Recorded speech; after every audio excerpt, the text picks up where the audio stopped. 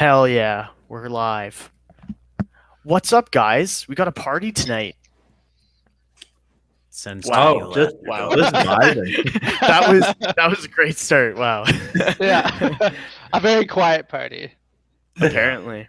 Well, before we went live here, we were about to bring up some of the players who maybe are fringe players on the team, and why we don't sign good old Bobby Ryan to play ahead of some of these guys. I don't know. Well- Bobby Ryan is just a gem, True You said it gem. perfectly there. Good old Bobby Ryan. That's why he's not coming on this team. Yeah, I mean, I don't know. There's some other veterans on this team that you could really question their effectiveness versus, Bobby Ryan, who, his hands aren't the same as they once were, but he hasn't broken a hand in like the last 12 months, right? So yeah. Well, I mean, at a certain point, his hands have been broken so many times. They're basically held together by duct tape and dreams at this point. And I think that any pretensions he has to still being a consistent producer at the NHL level are probably gone. But I mean, it'd be a nice story to bring him back, and he certainly couldn't do worse than some of the people that we do have, and would be a good character guy to have around. Because we were just talking about Austin Watson a second ago before we went live, and he was good last year, right? I'm not crazy. Austin Watson was pretty effective. He missed a bunch of games in kind of the middle of the season or the middle back half. Yeah. But he had been pretty good. He had been killing penalties. He had been was blocking shots really well. And I mean, he's kind of been doing that stuff too, but he just hasn't really been as effective this year. I don't know what has changed. Well, I don't know. I think we can. Yeah, Liam, shoot, man. I say we can talk about any ex-Sens player coming back, but I don't think any of them want to come back. Oh, Also There's true. been plenty of PD. No one wants to go back for Pierre Dorian. No. Maybe Alex Burrows, because Dorian will give him a big hug. Yeah. True. That's the Maybe weirdest. years, Okay, hold on. That's one of the weirdest stories I've ever heard. And of course, the guy who puts that story into existence is our favorite reporter, Boo Boo. He says people came up and hugged him when Alex Burrows got traded here. Listen, I like Alex Burrows as much as the next guy. But how much does the next guy like Alex Burrows? People, there was that time where he bit Marchand, didn't he? Bergeron, wasn't it? Somebody, it was a Yeah, It wasn't Marchand. Probably one of I feel like they would just get into a who could do it nastier, and it's just a full blown orgy on the ice.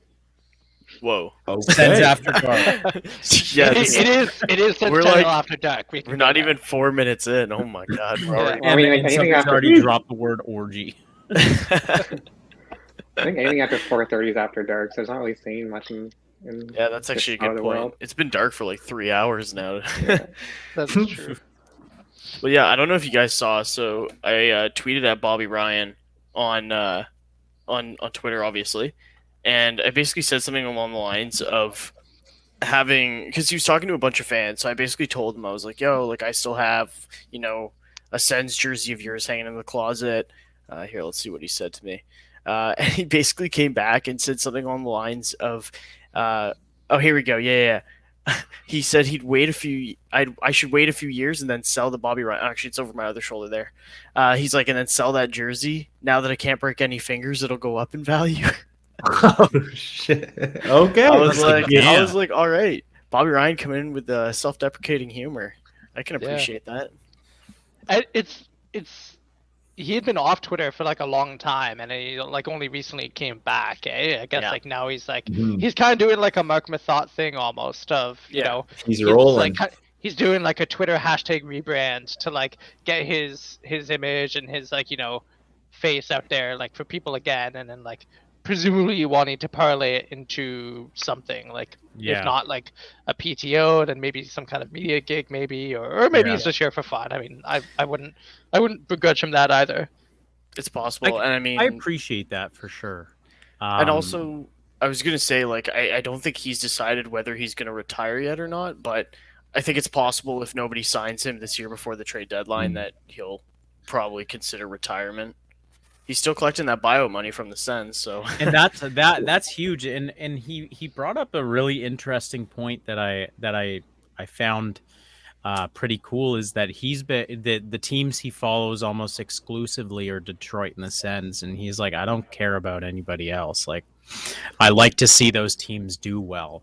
And I thought that was really interesting, simply because like the Sens bought him out. Like they said, yeah, no, we're done with you, and that was it.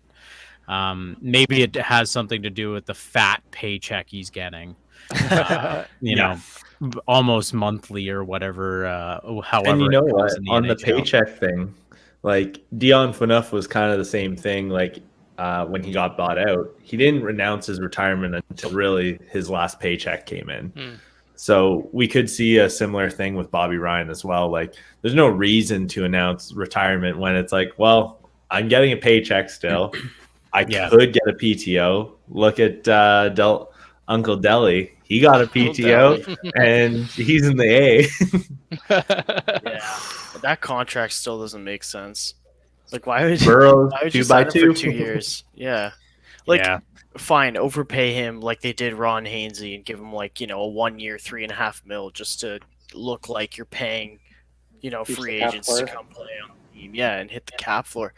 But to pay him for 2 years at $2 million when you know that doesn't make Sanderson sense. is coming up soon, like, and also I know Mete has played way worse than he did last year, but you know, you had him, you had Brandstrom, and you're like, yes, let's bring in Del Zotto. Also, they traded for Holden, so it was just really weird. I don't know. I still don't get that signing. Yeah, And they got like those 2 young defensemen on the right side with Docker and Lassie. Have you guys also seen how Lassie's been dominating in Belfield the past 2 games? I haven't actually been watching, but I know he's been playing way better this season. I think he has 3 points in 2 games so far. Actually, goals, he's at least 2 goals and 1 assist.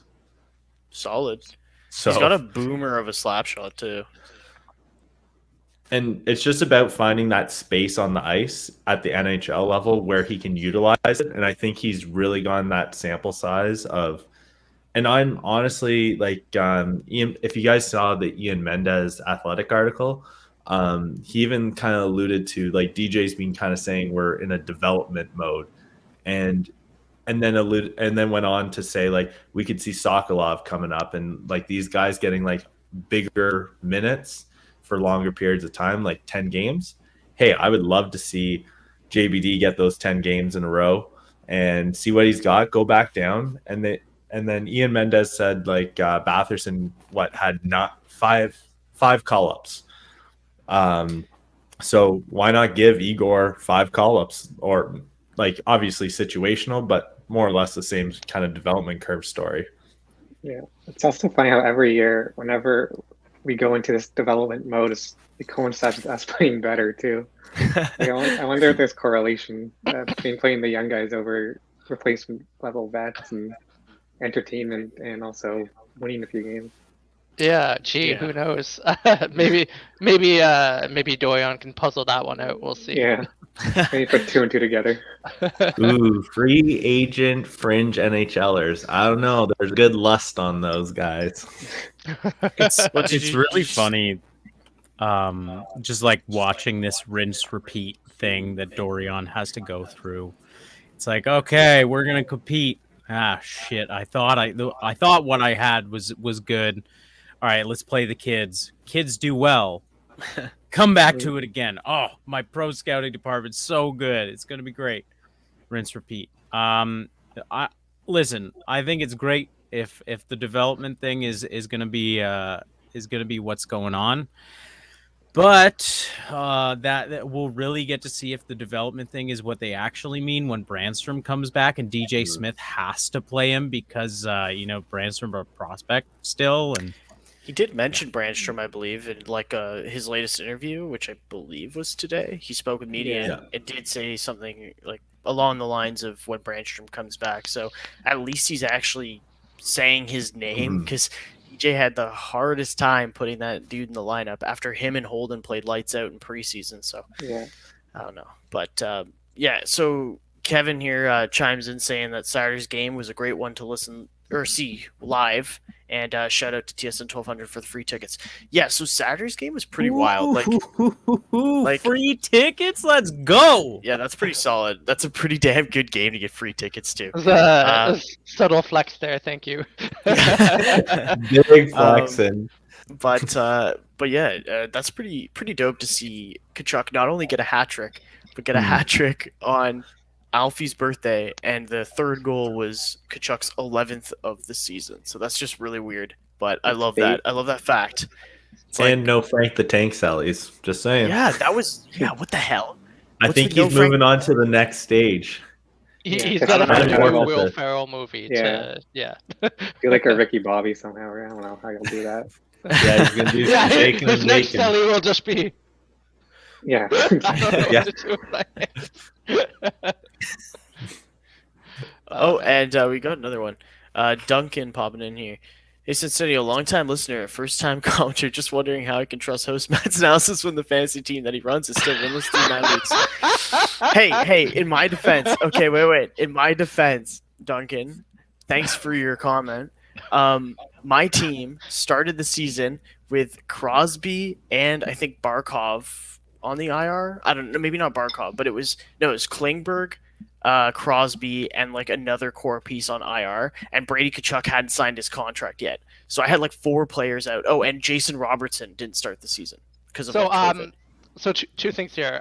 First of all, welcome Duncan. Thanks for tuning in. For those who didn't know, Duncan is the commissioner of the fantasy league that I won last year with my other co-hosts here. So another subtle flex. All right, hold on. No. Uh, Who do you have that you just miraculously got? Well, Yeah, okay. let's talk about your Listen. team, bud. My team This is guy pretty good. starts the team within a 3-team league, gets McDavid and Draisaitl. It was Yeah. an 8-team league. What happened was we started it in the 2018-19 season, and that was before Draisaitl blew up, and that's why I was able to get him too.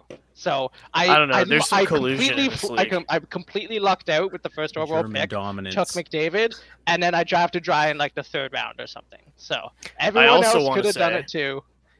If you wanna go down the fantasy route, because I know people hate fantasy talk, so we'll move on shortly.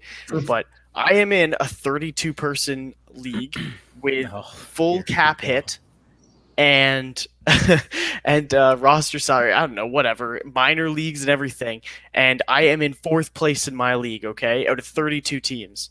So it's just in Yahoo Fantasy that I am abysmal, but in my But, Fantrax have 32 team you- league, I'm a god. Have you considered GM just getting Supreme. better? Have you considered trading me McDavid? Because I'll get better that way. Listen, I will listen to all reasonable offers. Let it not be said that I am not a cooperative GM. I made Alright, a really so Connor really McDavid. solid hockey trade with Bennett the other week. Yeah, we had a Um, nice little trade call, after work. Yeah, it was a very official trade Yeah. call. 20 minutes. I was cooking dinner where we really had to hammer out the picks and where Yeah. the rounds were going to be, but otherwise a real good hockey deal. Yeah, Did it you was a guys lot of wanna- back and forth. Do you guys want If to talk it's about the not- fact that Evgeny Dadonov has more power play goals this year than he had power play points all of last season? It's not the system. Or Logan Brown tearing it up in St. Louis. Yeah, Logan Brown's Yeah, been having himself a good That's run. Liam. Wow, that's some good hosting skills. So, put Should have hired me. co-host Liam. Should've over here. fired. I mean, if he keeps playing well, he's going to get 30 games, and then we get a 3rd round pick. No, our So- 4th round pick back. Oh, Yeah. what? You don't It get was a a third conditional. rounder. I thought it was Hey, a conditional 3rd. We can round. do a lot No. with the 4th round pick. Drake It's a conditional Gustafson. four. Yeah. It was already our There we fourth or go. something. No, yeah, it was a You can conditional arguably 4th. do more with a 4th round pick than we can with a 1st round pick. Most That's honestly. Oh, probably damn. true. Was Fuck Tyler Bush. Yeah, Logan Yeah, Brown yeah. has Logan Brown has 5 points in 7 games. He had a There you 2 go. assist game against the Montreal Canadiens the other day. Sanford has like 7 and 24 or something like that. Yeah, but also, okay, He had that good week. I'm not a huge Sanford supporter, but also, isn't it kind of suspect that DJ plays him on the fourth line when he was playing? I know he's not like an ideal top 6 player, but he was playing top 6 minutes with the Blues, and then he gets traded to Ottawa, and DJ Smith's like, all right, you're a fourth liner. It's like, what? I mean, he played on the first line. Yeah, that's what I'm saying. No, in Ottawa. When? He When played there for like Batherson was 5 out. games. I don't think he played it for 5 games. I think He that's a played, stretch. he played in the top 6 for like over 10 games. Yeah, He he had was- a couple looks in for sure. No, he didn't. Yes, Not that he many. genuinely did. He I was don't think out- that many games. Yeah, When Drake There's only- Batherson there's like was a out, he handful. was the direct in. because he also played on the second line as well. Yeah, I know. Yeah, but like, all I'm trying to say is that Nick Paul offensively isn't really. He doesn't really have that oomph. I guess. Like he has a No. nice shot, but he never really uses it. I don't know. At least I this. think he has a hard season. shot. It's not particularly Mhm. accurate. Yeah, no, it's it's a very powerful shot. But I just think, Sanford, as again, I'm not saying he's the best player out there, but if they had put him in the top 6, or I'm glad that DJ's trying Forman in the top 6, because it blew my mind that after the game against the Islanders, he said, yeah, Forms had a great game, but Yeah. we were on the power play a lot, so we could only play him in 5v5 and I was penalty like, kill. He just toss didn't him get the on. minutes. Yeah, I was like, why would you put him in your power play? Like, It's atrocious that he's not on the second power play. And speaking of second power play, like I saw someone write about how we should kind of break up our first power play unit, only for the mere fact of taking maybe Stützle and putting him on the second to actually put him in the same position when Josh Norris, like usually right Yeah. on that point shot. Because there was a couple games where you see Norris and Stützle just switch, and it's like for this pairing, they want Jimmy on that side and Norris on one side. But then when Norris has that hot shot, obviously he's right in that spot. But it would be interesting to see like Stützle at least save the second unit.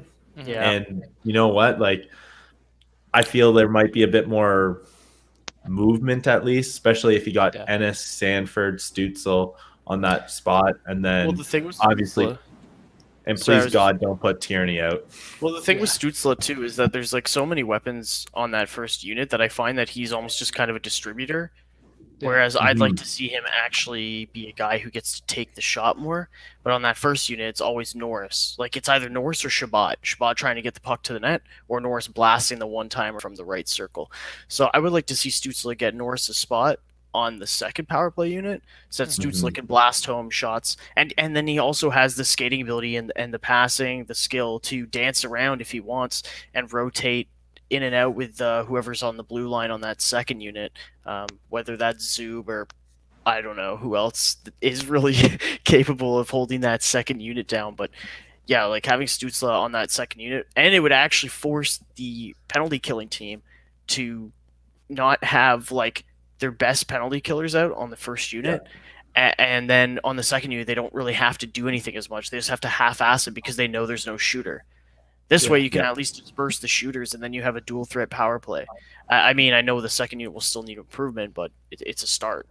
So I think Exactly. Like last year, the big struggle was we wanted Stützle on power play 1 because power play 1 was not firing at all, and we needed his skills out there. Power play 1 is actually doing okay this year. Like it's not fantastic, but it's holding its own, and it's doing that kind of mostly without Stützle. It's really Shabbat, Batherson, and Norris, and like Tkachuk sometimes too, who are like really driving that. And yeah, I agree. I think it would make absolute sense to move Stützle to PP2 at least for a few games. Let them have a shooter. Let him be the guy on that power play unit. I think it could be helpful for his development. yeah, and I think that they leave him should. there. I was gonna say I'll leave him on PP1 honestly, because PP2 doesn't really get much ice time. That's So then he wouldn't really be out there much, and then it runs into the same problem. Even strength is. Yeah. Like, do you trust and Ennis or Tierney or whatever other Island of Misfit toy is on yeah, this power play PB2 is too a to bit get of him the puck? a black hole. Yeah. Unless you I'd rather put like a Tormenton one out unit. there. Yeah.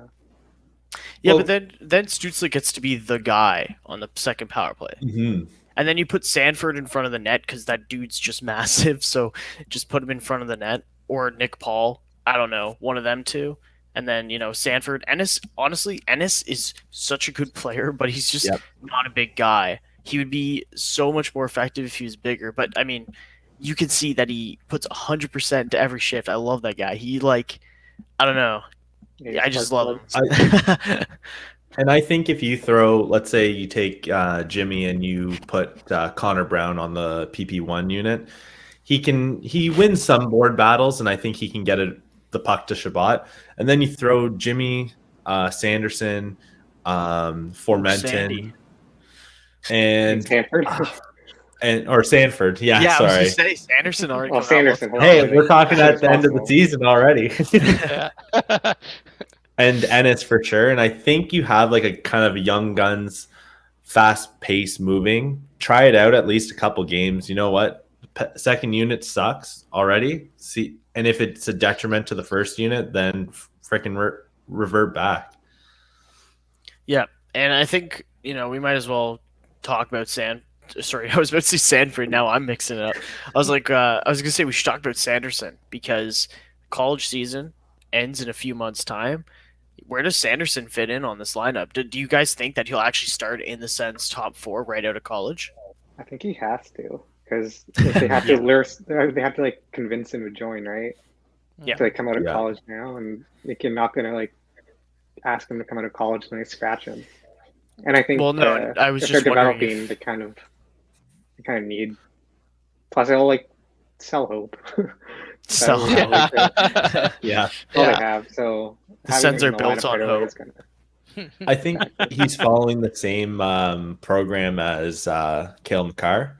And if that's the case, then you have to slot him in the fourth or in the top 4, sorry. And realistically, what was it? When McCarr came over, I think he played in the top 4 for sure. Yeah, and McAvoy too. Yeah. And McAvoy is, great. So Kevin here actually pops in and says Ennis was pretty good in the face-off dot with his unique strategy in one of their recent games. So I'm looking. So against Tampa, he had one face-off that he took and he won it.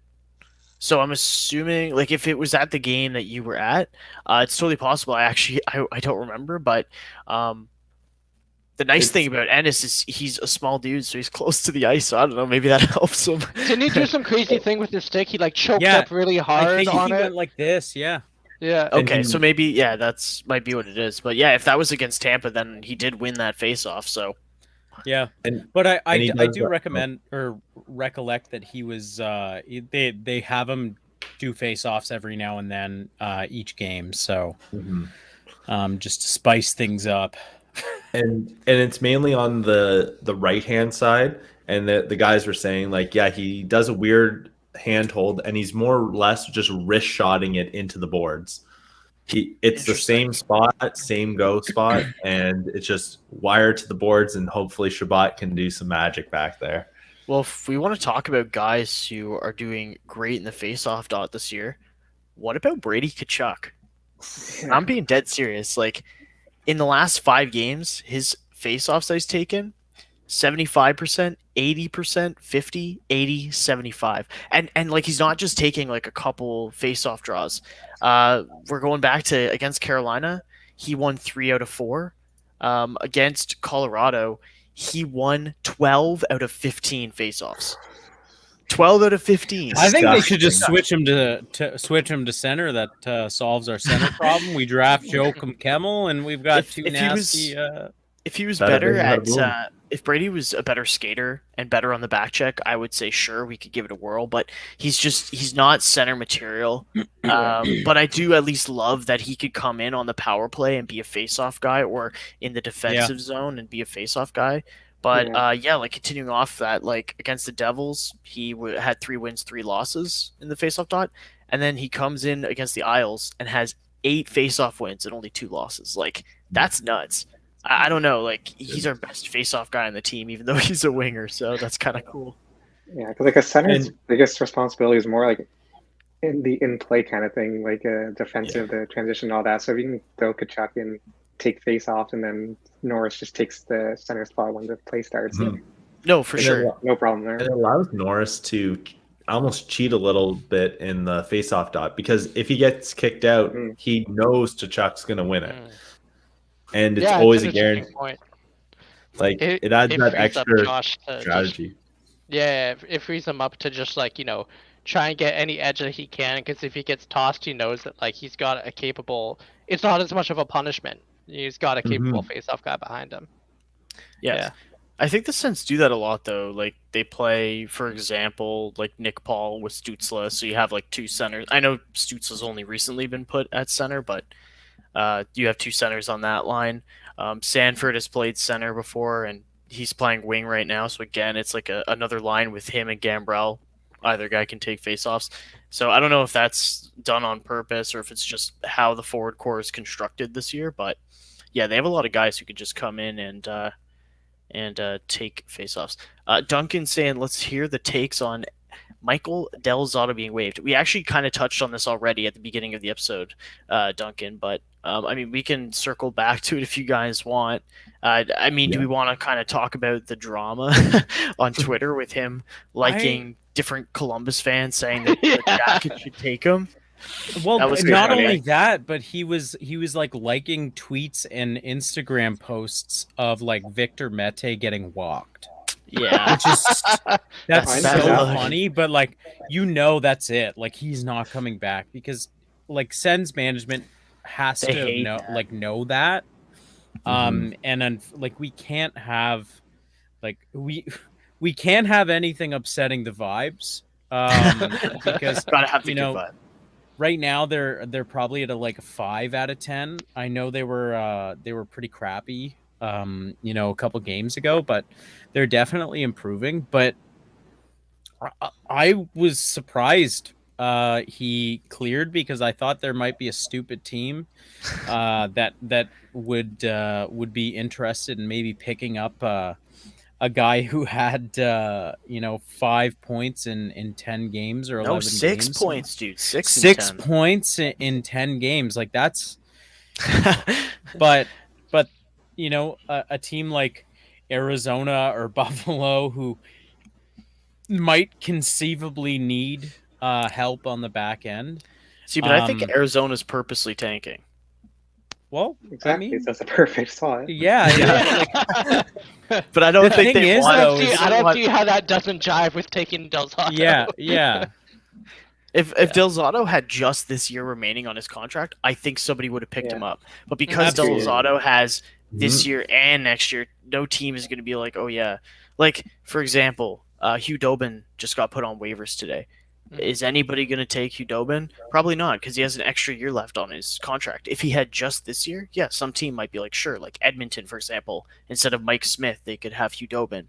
Well, that Mike Smith has another year after this one too. Yeah, I know, but Dumbest He's like signing 50 last years year, old or and like something? we signed Michael Yeah. Del Zotto, but yeah, they signed a 40-year-old goalie just cause for the laws. Never question Ken Holland. And, I'm like, always going to question Ken Holland. yeah. Before he got to Detroit, before he know. got to Edmonton, Detroit But was like on a bad path. I think the Kudobin one is interesting because Bishop's done. He's like his career's over, which is quite sad. And Yeah, then speaking of Sens like retiring, because off the top we were talking about Bobby Ryan Yeah, and whether he would, yeah. but yeah, Ben Bishop, Ben Yeah. Bishop, like local hero, 6'8" Ben Bishop. Big Ben. It's crazy. Like it's very unfortunate that he had to go. But going back to Kudobin, like I think there's probably going to be a team that goes after him, because apparently Florida just picked up Jonas Johansson from Colorado, who is on waivers that I didn't even know about. Yeah, I didn't know that either, actually. Yeah, so like it's an interesting time this year in the league. It would have been really nice if the Sens did actually claim Cale Clegg.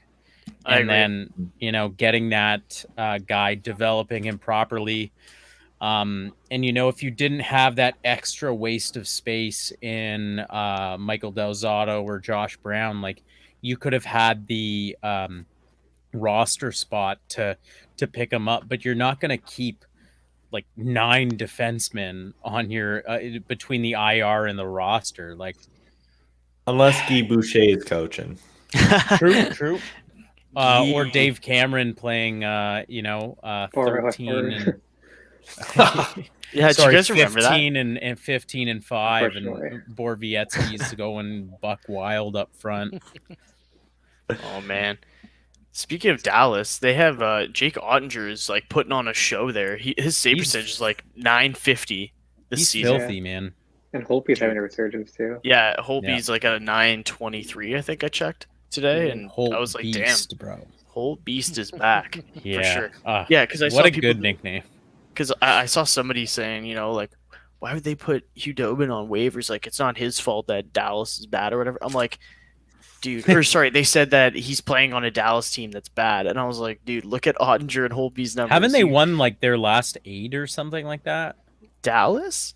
Oh, yeah, they were on a crazy streak. Can't say I've ever paid attention to what that team's done. So yeah, after what Rick Bowness did, I was like, nah, this guy ain't it. Yeah, let me check their game log here. For anybody listening, Rick Bowness decided to last minute scratch a guy who was playing in his hometown and had bought thousands of dollars worth of tickets. I remember that. Yeah, Mike Dallas was so proud. Yeah, Dallas have won 7 of their last 10, although they are currently on a 3-game losing streak. I was about to say, okay, so they won 7 and then have lost their last 3. Jesus. Yeah, exactly. Damn. How the tables have turned. So Matt, I have to ask, who? So Rick Bowness, what player did he scratch? Riley Tooft. I don't know how to pronounce his last name. Yeah, Riley it was like a fringe guy. Yeah. Well, if you're fringe, don't bet on playing.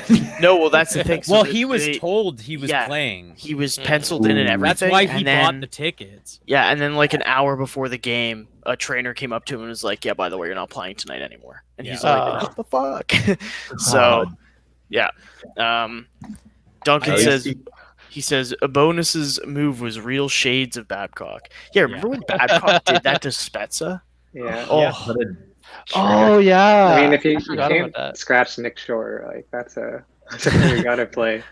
Didn't he also scratch? I think it was like Mike Modano. Like he stopped him from reaching a milestone. 1,500 games. Yeah. So I think he ended with like 14.99 or something because what a Babcock champ. scratched him.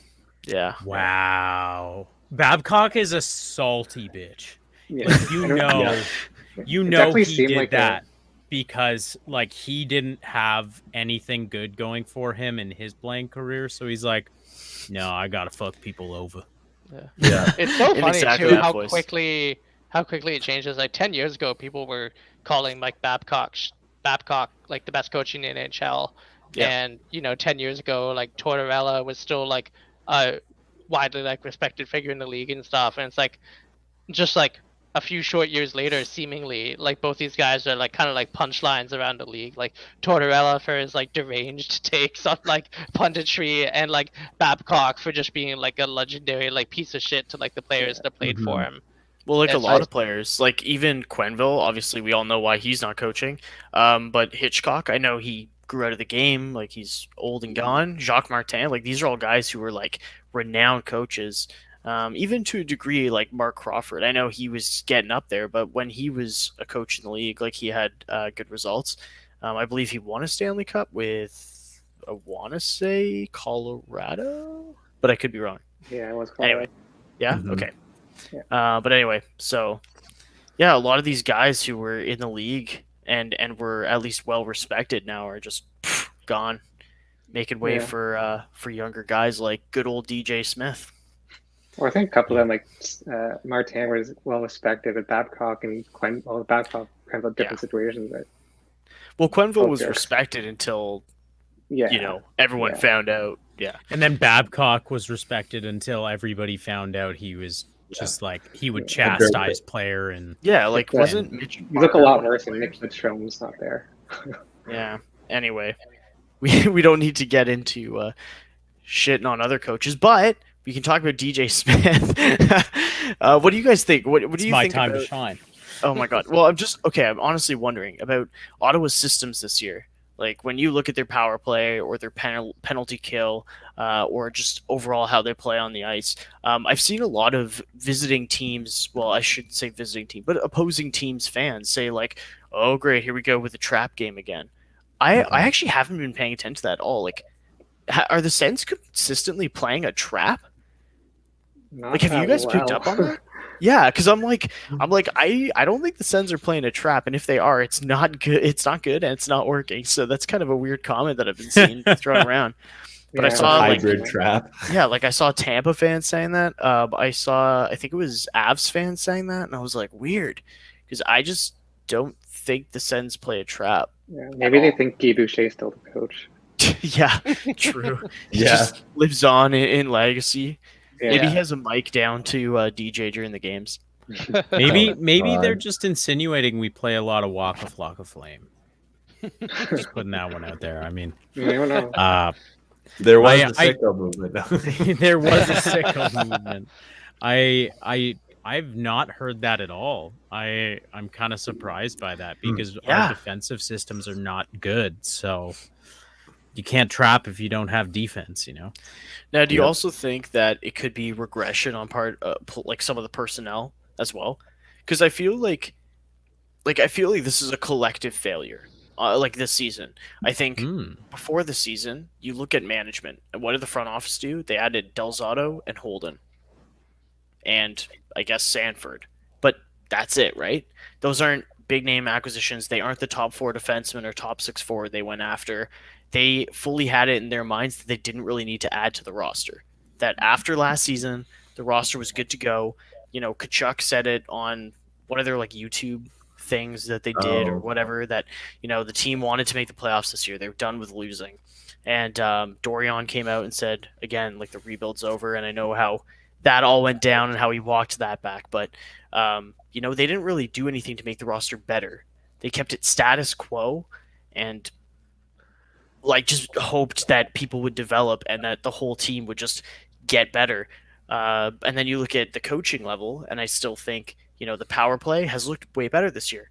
But is that just because the development of players, like top players like Batherson and Norris, have improved from last year, and Shabbat even playing much better? Or is that actually a result of better systems on the coaching? And then personnel, you know, Mete regressing hard. Josh Brown was, at the end of last season, serviceable. This year, tire fire. Last year, Zaitsev was serviceable. This year, he's been bad. Like, I don't know. Do you guys give a certain failure to one aspect of the Sens organization? I'm just going to toss that out there and see what you guys think. I think it dives back to other Matt's point on rinse and repeat. Dorion has a formula that doesn't work at the moment. In the terms of trades, I think his trade ability, like sometimes he does good moves, sometimes he does bad moves, whatever. But I think he just has a bad script. It's rinse and repeat of these fringe NHLers that he cannot kind of pass that extra line. And I think it comes from the dirty laundry of Melnick. Yeah, I think that's the main thing too. And even like in the last year, like our goaltending was pretty incredible. But start of this year, like Forsberg's playing great now, but his first few games, or his first game was good, but the next few were pretty bad, and Murray struggled. Mm-hmm. So I think when you're not getting at least like around average goaltending, then you're in tough. Yeah. But now that they're winning games, they're getting good goaltending out of Forsberg. So like you need everything to click. Yeah, I would personally ascribe much more of the blame to Dorion in the front office than I would to DJ. I think that I'm like somewhat of a DJ apologist. There are things that he does that do baffle me at times and that I do find frustrating. But generally speaking, I think, I forget if I've mentioned this, if I've articulated this on the pod already, but I think he alone of the Sens coaches we've had in the last like 6 or 7 years, I could see getting another NHL job. Like, he's like the first coach we've had in a while. I was like, yeah, another team in this league would see what he brings to the table and be like, yeah, he could do a job for us. Whereas every other coach that we've had has been like a dead end, either like internal hire or just like guy who like has been out of the league and we're just taking a lark on, like Boucher.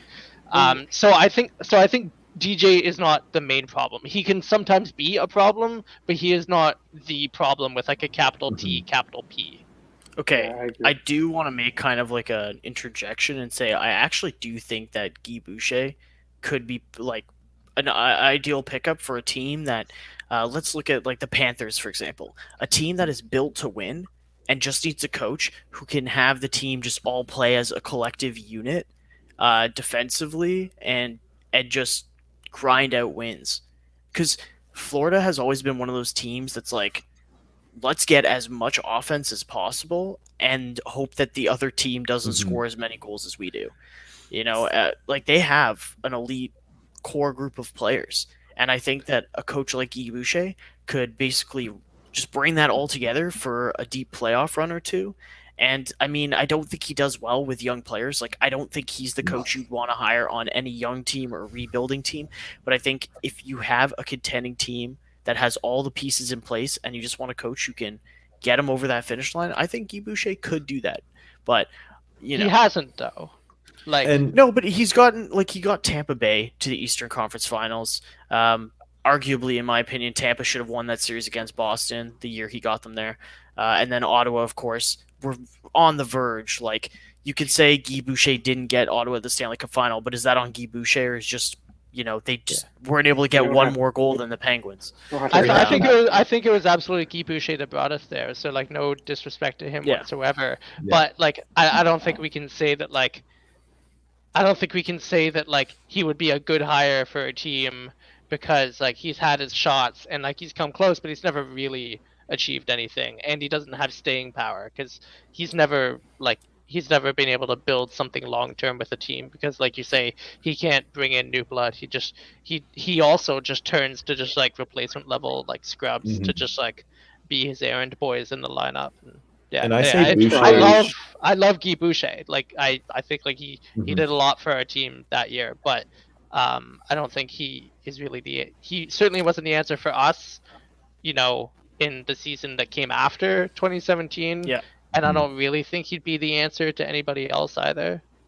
I think Toronto should hire him because if he follows the pattern of first year do well, then they can say they finally won a playoff round. Yeah. I found it funny, Matt, that you were like, you know, they went to the conference finals and then you subtly forgot that the following years they were out of the playoffs. I didn't subtly forget. I'm just saying if the group. No, but that's I like his excuses got tiring, and no, his, like, I'm just busting all that. Your balls. Like it is. Yeah, but like that. No, but for sure. But also, let's not forget that after the Sens went to the conference finals, they lost Mathot in the expansion draft, who they replaced with Johnny Oduya. A disaster. Cody Ceci they kept on the team despite the fact he had 1 point in that entire playoff run, and literally Dion Phaneuf was bringing Cody Ceci up. And I know Cody Ceci's playing better with Edmonton right now, and he played slightly better with Pittsburgh as well. But he wasn't good when he was with Ottawa, and they kept him on. You know, just other players regressed.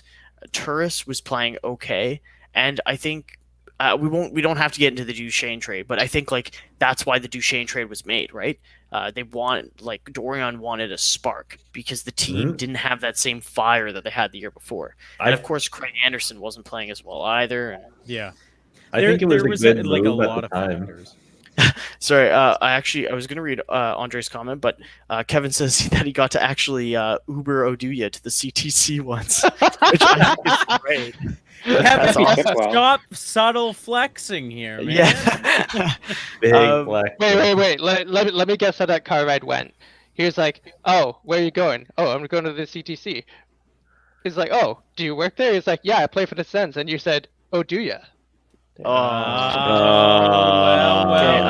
removing Bennett from the stream right now, actually. So Andre says that I think DJ is the problem. What is the Sens' identity? I don't think he's ever been able to establish one with this talented group. Now I think I do have okay. to fight you on the talented group. We have like I 5 was gonna good say players. ballsy calling it a talent wait. group. Hey, but okay. If we name the talented players that we have on the roster, okay. Do it. Let's go. Okay, so the top line. So Kachuk, Norris, Batherson, Stutzla, Chabot, Wait, I Zub. can't count. Zub. Yeah, even Zub is like he's good, but talent I think of more like super skill. But- if that makes sense. Yeah, but what's wrong with like defensively talented? Because he's defensively Yeah, talented. I guess. Yeah. I would Wait, slot do Zub. Do we want to count Gustafson in there or no?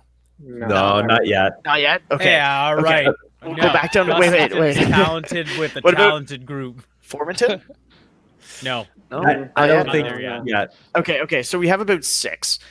Now what? Pierre Maguire's model is like 7, but I think his were like they had to be elite at like one particular category. Yeah, he's the one who got Delzato for us. Yeah. Oh, he said And Adam so. Gaudette that can't crack. He did this follow it lineup. up by saying Yeah. that he's being optimistic, which is I- fair. I think think- no, it is true though. If like some of these players pan out as expected or as hoped, then yeah, like they will be a really talented Yeah. core. Mhm. When Sanderson joins the team, for example, Yeah. that'll really add to it. When Jacob Bernard Docker actually gets playing time, Lassie Thompson is up full time. I When do our think top that the 5 pick comes in. yeah, that would be really nice too. But yeah, like I think the group will be quite talented. Maybe not this year, but next year, like you would hope that they're gunning for a wild card spot at the least. But yeah, I think DJ has tried to create an identity, but I just don't think it's the one that suits the Senators. Like. I think it suits Brady Tkachuk. It's almost like the identity of the team is modeled after the captain, and I get that because Brady Tkachuk, feisty, grinds your gears player. He's in the fight.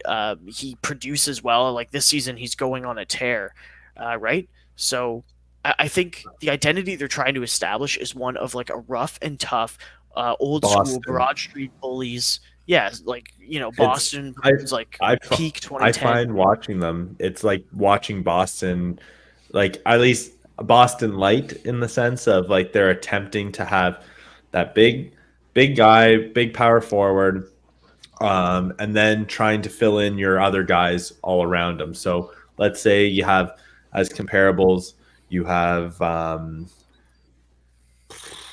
Chuck and Marchand, Batherson and Pasternak in a sense. Yeah. Like they're trying to build this kind of like rough and tumble. Like Batherson, you throw him into the corners, in my opinion, he's fantastic. He will pull that puck out and he can freaking wire it. And he can also lay the body. He likes to hit, which I like. Yeah. And Josh Norris, I'm not saying he's a comparable to Bergeron, but a top line center in that sense. I would say Pinto, as many people have compared him to. And I think that's the genetic makeup of the strategy our team is DJ's trying to push forward, is that Boston-esque. Like we can always be competitive year after year after year. Maybe you only get one cup, but try to get more. But I think DJ has, for me, I'm a huge DJ advocate, opposite of other Matt.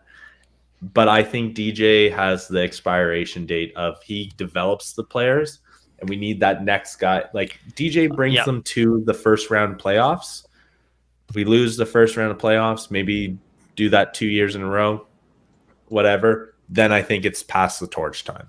I think DJ brings us to that playoff picture, and then we need a new coach for winning in the playoffs. Now, I think if someone like Bruce Cassidy got fired from Boston, if they severely underperformed either I would in the love playoffs that. this year, Bruce That Cassidy, would be 'cause fantastic. I'm fairly certain he's a local guy. I know he does like a weekly bit on TSN 1200, and like a guy like him, Pierre would love Maguire. to see him. Yeah, I don't think we I'm can gonna afford a pretend you coach didn't like make that, that though. joke. Yeah. I mean, honestly, in a- I see randomly people on like Twitter and stuff like blaming Pierre Maguire for signing Delzato, and I'm like, do we even know like what he said in this?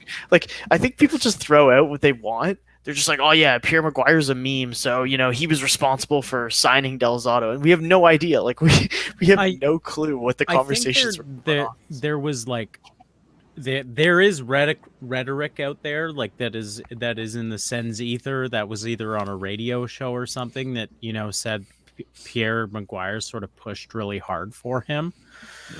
And then, Adam Gaudette was another like Pierre Maguire guy. But I think that was more said because Gaudette played in college and Pierre Maguire watches a ton of college hockey. So yeah, no, and But- and like I that's totally fair. And Chris, you have or dumb sens. You have a great point. I think DJ has the possibility of sort of getting us to the playoffs. I just think if he's going to get us there, he has to recognize that his talent recognition is a little lacking at the moment. He needs to improve that, and he needs to not be so loyal to some of the guys that he's had played. He couldn't even healthy scratch Nikita Zaitsev without saying, "Oh yeah, he has a cold." Like Yeah. he couldn't do that. Yeah. Josh Brown has not come out of the lineup this year, and I don't Until know he about was you injured. guys, but yeah. yes, like I don't know about you guys, but Josh Brown has been unequivocally our worst defenseman, like by a significant margin. Yeah. And he has not been benched because of how poor he's played. So I'll continue to question DJ Smith because of this. Because if I'm going to keep seeing Josh Brown on that goddamn ice, I'm going to have a fucking conniption. Like, this is the problem here. Like, if you want to get to the next stage of your rebuild, your coach needs to take ownership that, oh, maybe I shouldn't play these shitty players because I played him so much in junior and it's gonna translate. It hasn't translated. He's hit his ceiling. He's done. But yet you're not giving like a top 10 talent from their draft year in Eric Brandstrom the ability to play consistent minutes in the NHL. And when he has with a stable partner, you've seen that he is an NHL caliber player. But, here we are, we continue to have to question whether he's going to be able to get back into this lineup, whether Josh Brown is going to just walk back into the lineup when he's healthy. Like, these are the questions. I believe in DJ Smith. Like, I think he's got the guys. He's got the room. That's why they signed him, because Brady loves him. And like, when your captain loves a guy, he's going to go to bat for him. And I love that. But I just need to see growth from him as well as some of these younger players. Like, I want to see Fermenton do better in the position that he's in. He's playing with arguably our most skilled player in Stützle, and I got to see something from that. Connor Brown being there still is, I just don't see anything from him. Like, I'd prefer to see Ennis, who we always, whenever he's on the ice, it's like, haha, Tyler Ennis is on the ice. He's sick. Yeah. I love that guy. I think Connor Brown just isn't doing 200-foot game though on that line, and I think does. This year he has. Fermenton's playing PK, so like they clearly trust him as well.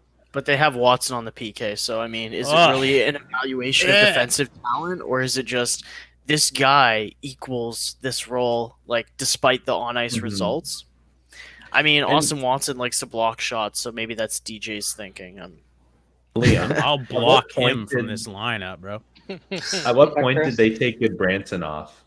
Like, there was that point where DJ was like, "Yeah, Goodbranson made it." Yeah, they did. It was pretty late in the season. It was past the halfway mark. Yeah, and I wonder, like, is DJ going through this recollection right now, like where we're a developing team, where we're actually playing well because we're playing our young guys, the youth movement, and like even last year we saw our top line right now, like they never even got like the last minute of play, and then later on in the year, DJ's like, this makes sense. Yeah. I wonder like what discussions go on with Dorion and DJ. Is Dorion pushing certain lines at the beginning of the season to which doesn't work, and DJ's like, all right, let me run it. Or is it vice versa? Is Dorion saying like, just play the young guys in the last minutes. They'll do better. Well, Like I wonder who. We have no idea what the dynamics are behind closed doors, right? Yeah. Remember you said like you trust DJ with his life or whatever that like hyperbolic was always. DJ must have like saved Kachuk's dog or something, or like gotten him a tow truck out in the highway when Kachuk's new Beamer broke down. Like something happened there. They're like best buds, so I'm not sure. Somewhere there's like a blood debt that is owed that is like being repaid. Someone check if like Keith Kachuk is holding someone in DJ's family hostage because it dives on Austin Watson in the summer. He was hanging out with DJ in one cottage afternoon. So who knows? Yeah, maybe that's why he's on the fourth line. Austin Watson has beauty interviews though. Like, you know, True. The player, questionable if he should still be in the lineup, but the guy in the interviews, hell yeah. For me, it's just always lands on, okay, so these fourth liners, I know the Twitter world always goes on them and it's like, oh, why is Watson playing? Why is so-and-so playing on the fourth line? For me, it's like, if you're an actual like iceable team, there shouldn't be, who gives a crap who's on your fourth line at the end of the day? They're not the ones winning us the game. They're helping. Obviously, it's a whole team, but the fourth line isn't winning you a game. It's your first, second, and third firing. Yeah, Sens fans love talking about marginal players more than any fan base because we are given so many of them. And now we have that appearance here. Yeah, because we got like even Colin White, for example, like or Chris Tierney. Here, okay, I'll give two little like quick scenarios. I had talk and with another Sens fan, and I suggested that Ottawa flip Chris Tierney at the deadline because I don't really think he offers much. Every once in a while, he'll have like a play that you're like, oh wow, I noticed Chris Tierney on that play, but for the most part. Yeah, he scored with his eyeball. He's insane. Man, love this guy. Yeah, but Chris Tierney, like he's one of those guys that at the deadline, I'm sure some team would take a flyer on him and give like a potentially a third round pick. Maybe a mid round pick. Considerations. Yeah, man, that future considerations dude gets traded a lot.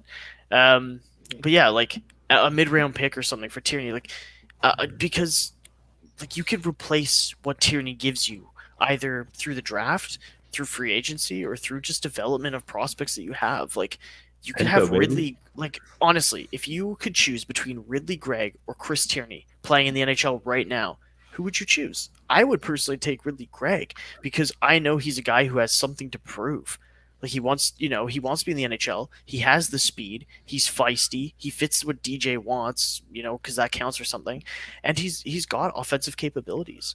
And then you could put players like Ennis and Formanton on his line, once Pinto's healthy and comes back in lineup. If you had a third line of like Formanton, Gregg, and Sanford or Ennis, like Giroux, yeah, he'd be on the second line after free agency this summer. Yeah. But for example, right, like I've seen people who are like, no, we should keep Chris Tierney and sign him again, and I was like, but why? Like I just don't really see what Chris Tierney offers the team, and I think, yeah, and even Kevin says it in a comment here saying he doesn't fit long term for the Sens. Exactly. So why not shed Chris Tierney for a pick? You're going to replace him next year with depth that'll just be better. Like, I just, holding on to players like that, debates, for example, like people debating whether Colin White should be bought out or not. This is the last year where he can be bought out for a third of his contract. So, honestly, they should probably buy him out this summer if they only want to pay him $865K for the next few years. Like, that is a much better option than having an almost $5 million player who plays like a $1.5 million player on your roster. I don't know. Anyway, I'm ranting, but there's a lot of personnel decisions I think that need to be made. And I don't like that Dorion came out and basically said, like, we're not going to trade vets and get picks. We have enough picks. You can never have enough picks. The Arizona Coyotes have like 8 picks through the first 2 rounds of this coming draft. I want Ottawa to have 8 picks through the first few rounds, trade Tierney, trade, and I might get blowback for this, but like trade Nick Paul. Like he's not even playing that great. You're going to be able to replace some of these guys. Like give Yarventi a chance in the NHL. Just give a few guys a shot. See what you have in the system. This Did is somebody say basically- Roby Yarventi? I did indeed. No, but honestly, this is like a free spot on the bingo card. Everybody on your fan base is like, all right, we've settled. We know we're not making the playoffs. You have basically carte blanche, and not in the traditional sense, because the Senators do not have carte blanche. But, in the sense of roster decisions, you do. And so the Senators could use that and play all these young guys, give it a whirl, see what happens. You have nothing to lose. I do want to touch on Nick Paul for a second, because I think it's interesting you bring him up. Nick Paul and Connor Brown too were held in such high esteem by Senators fans last season. They were two guys who performed pretty consistently well all season for us in depth roles, and who the two of them went off to the IIHF, World Cup of Hockey.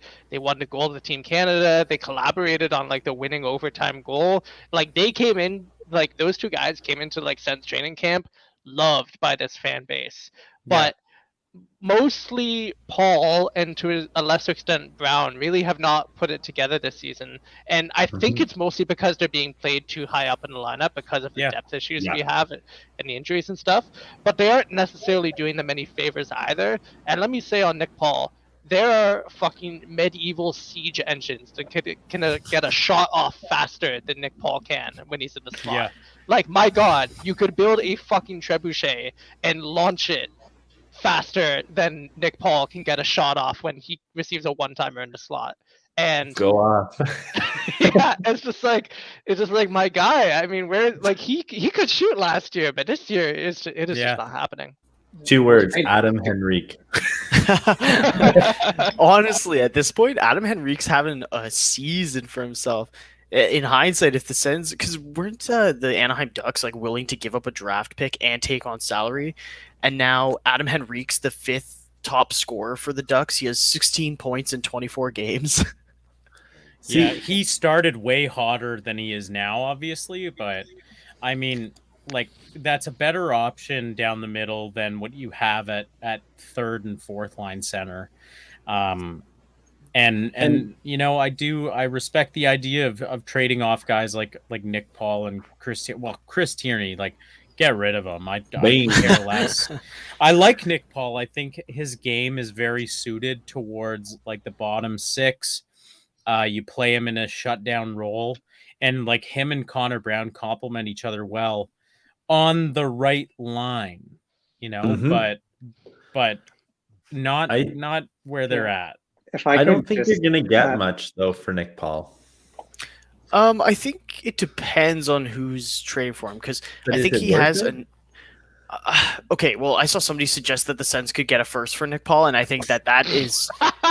If the Sens could get a first-round draft pick for Nick Paul, that trade would have been done like 3 decades ago. Nick Paul is a nice. Some people need to touch grass. My God. I think people are a little too hard on Nick Paul, if I'm being honest. Like, if you look at like last year, he had 5 goals. He has like 3 this year. He's like in the AHL. He's never a scorer. He doesn't play on the second line, which he isn't. So he also needs some continuity in the bottom 6 rather than just get like what they usually do, some replacement level. So I'm fine with keeping Nick Paul. Chris Tierney is like, he's not coming back next year. And I think if we can solve the depth issue in the first 2 of our forward lines, and Nick Paul can be on the 3rd line where he can be very effective, I think that would be a big plus. But I think he's absolutely just being played out of his depth right now. For Connor Brown, like his scoring rate this year is above his career average still. He just was shooting out of his mind at the end of last year, and people, even the team, thought he was a legit top 6 forward, whereas he's just a good 3rd line right winger. I think you bring Connor Brown down to 3rd line, Nick Paul 4th line, and realistically, even looking at Colin White, his contract, he has 3 more years after this. At the end of the day, I see like there's always the chatter about buying him out. But okay, we buy him out. What are you going to get? Another fringe NHLer that can barely. I feel our team is not going to be the cap-strapped playoff contender in the next 2 years. No. And Colin White has 3 years. in which if we're coming close to the playoffs, sure, we can probably offload a bad contract, toss a couple picks, whatever. But I see Paul, Brown, and even Colin White. There's no reason to shed off dead weight because they're like those three players are going to be significantly better than, let's say, a third round draft pick, fourth round draft pick, and then we trade that for a fringe NHLer like Goodbranson we did once. That's a fair point. I think I the think Connor Brown. Like I think what people against forget, White like, is Connor Brown hasn't been playing as well defensively this year, or at least doesn't seem to be, as he did last season. But he's producing at almost the exact same points rate as he was last season. Like literally almost identical, which is kind of funny. So it seems like he's not really doing as much this season, but he's statistically on pace the same way that he was last year. He's just not scoring as many goals. He's getting more assists instead. So I think that he is just the victim of playing too high in the lineup. I think also this year he just seems kind of off, and he did have COVID, so I'm wondering if that's a factor in it, because I know a few of the guys said that it really, like, even though they had mild symptoms, that it did really affect them, and some of them didn't have taste and like sense of taste or smell, and that's weird. And I'm sure that they weren't feeling 100% physically either, right? So Formanton said he was hit pretty hard in his first game, or I don't know if it was the first game back. One of the first game backs against Vancouver, he was awful, and like you can see why when you get hit by COVID hard, you're not gonna be able to keep up pretty well. Yeah. Meanwhile, Kachuk got bit by like a super spider. Oh, there you go. There's this crisp can popping. But Kachuk's been like on another level. I don't know what happened to him, but we know exactly what happened to him. So whatever fucking Lemieux had when he bit him has transferred to Kachuk and has reinvigorated him. It's like you say, he had his Spider-Man origin moment. Well, like Brendan Lemieux, he bit him, and apparently he had like California Dreamin' in his saliva, and now Brady's California Dreamin' in Ottawa, Ontario, Canada, baby. I don't mean to throw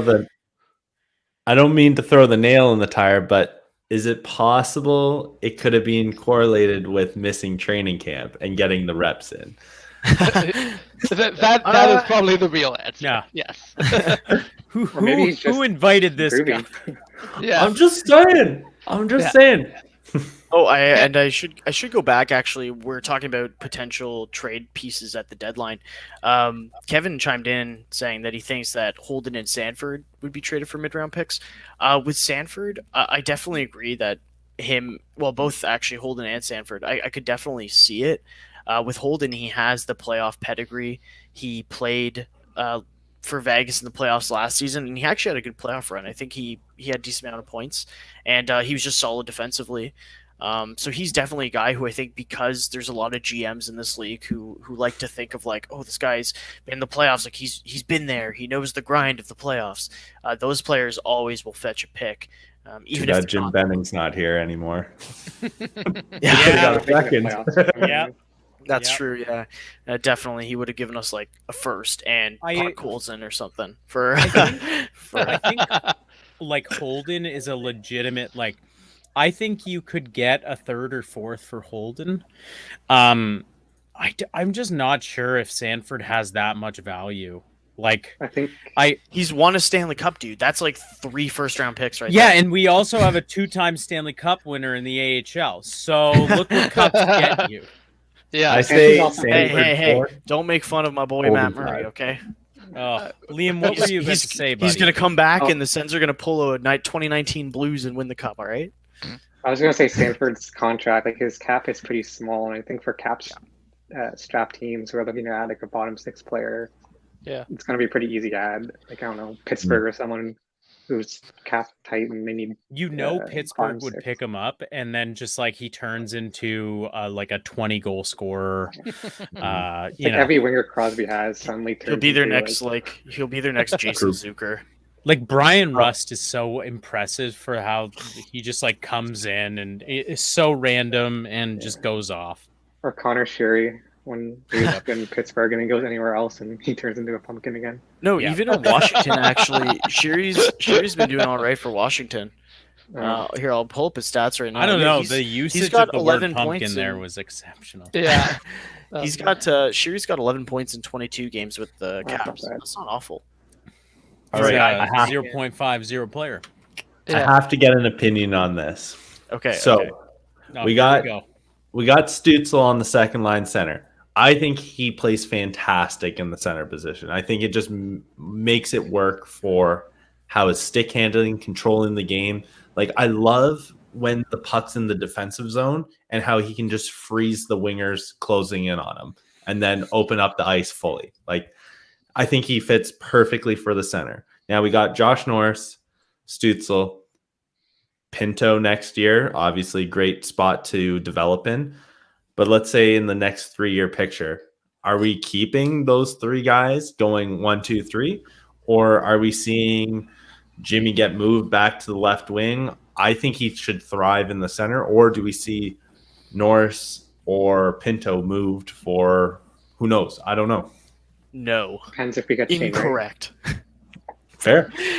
Actually, so analytically, Stützle's actually been Ottawa's best defensive forward this season. Yeah, Which he's improved like is- huge time in the Yeah. underlying numbers.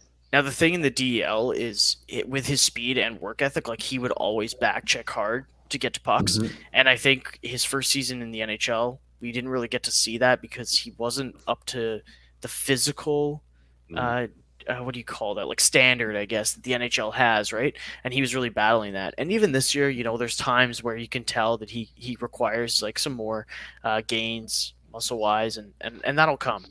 But he has been really good defensively for the team. Oh, yeah. And has outshined guys that historically have been our best defensive players like Connor Brown and Nick Paul. And personally, I think that that's amazing. And the fact that he's being moved to center and DJ is like, yeah, he's played really well at center. That's really great to hear. It's great to see that the Sens went from being like, no, we see him as just a winger now, to when they lose enough center depth and they put him there, they're like, yeah, we could see this working out as him being a center.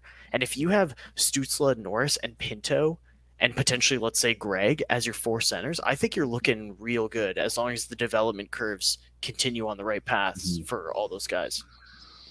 Now, if Yeah. Pinto breaks out and gets just, let's say he breaks out, whatever, however it goes, and he gets a huge contract, let's say matching Norris. Now we're in a conundrum of you got Jimmy making big bucks, Norris making big bucks, and then Pinto making big bucks. I think Like- what's nice is that the Sens set the precedent by signing Brady Tkachuk and Shabbat to about $8 million.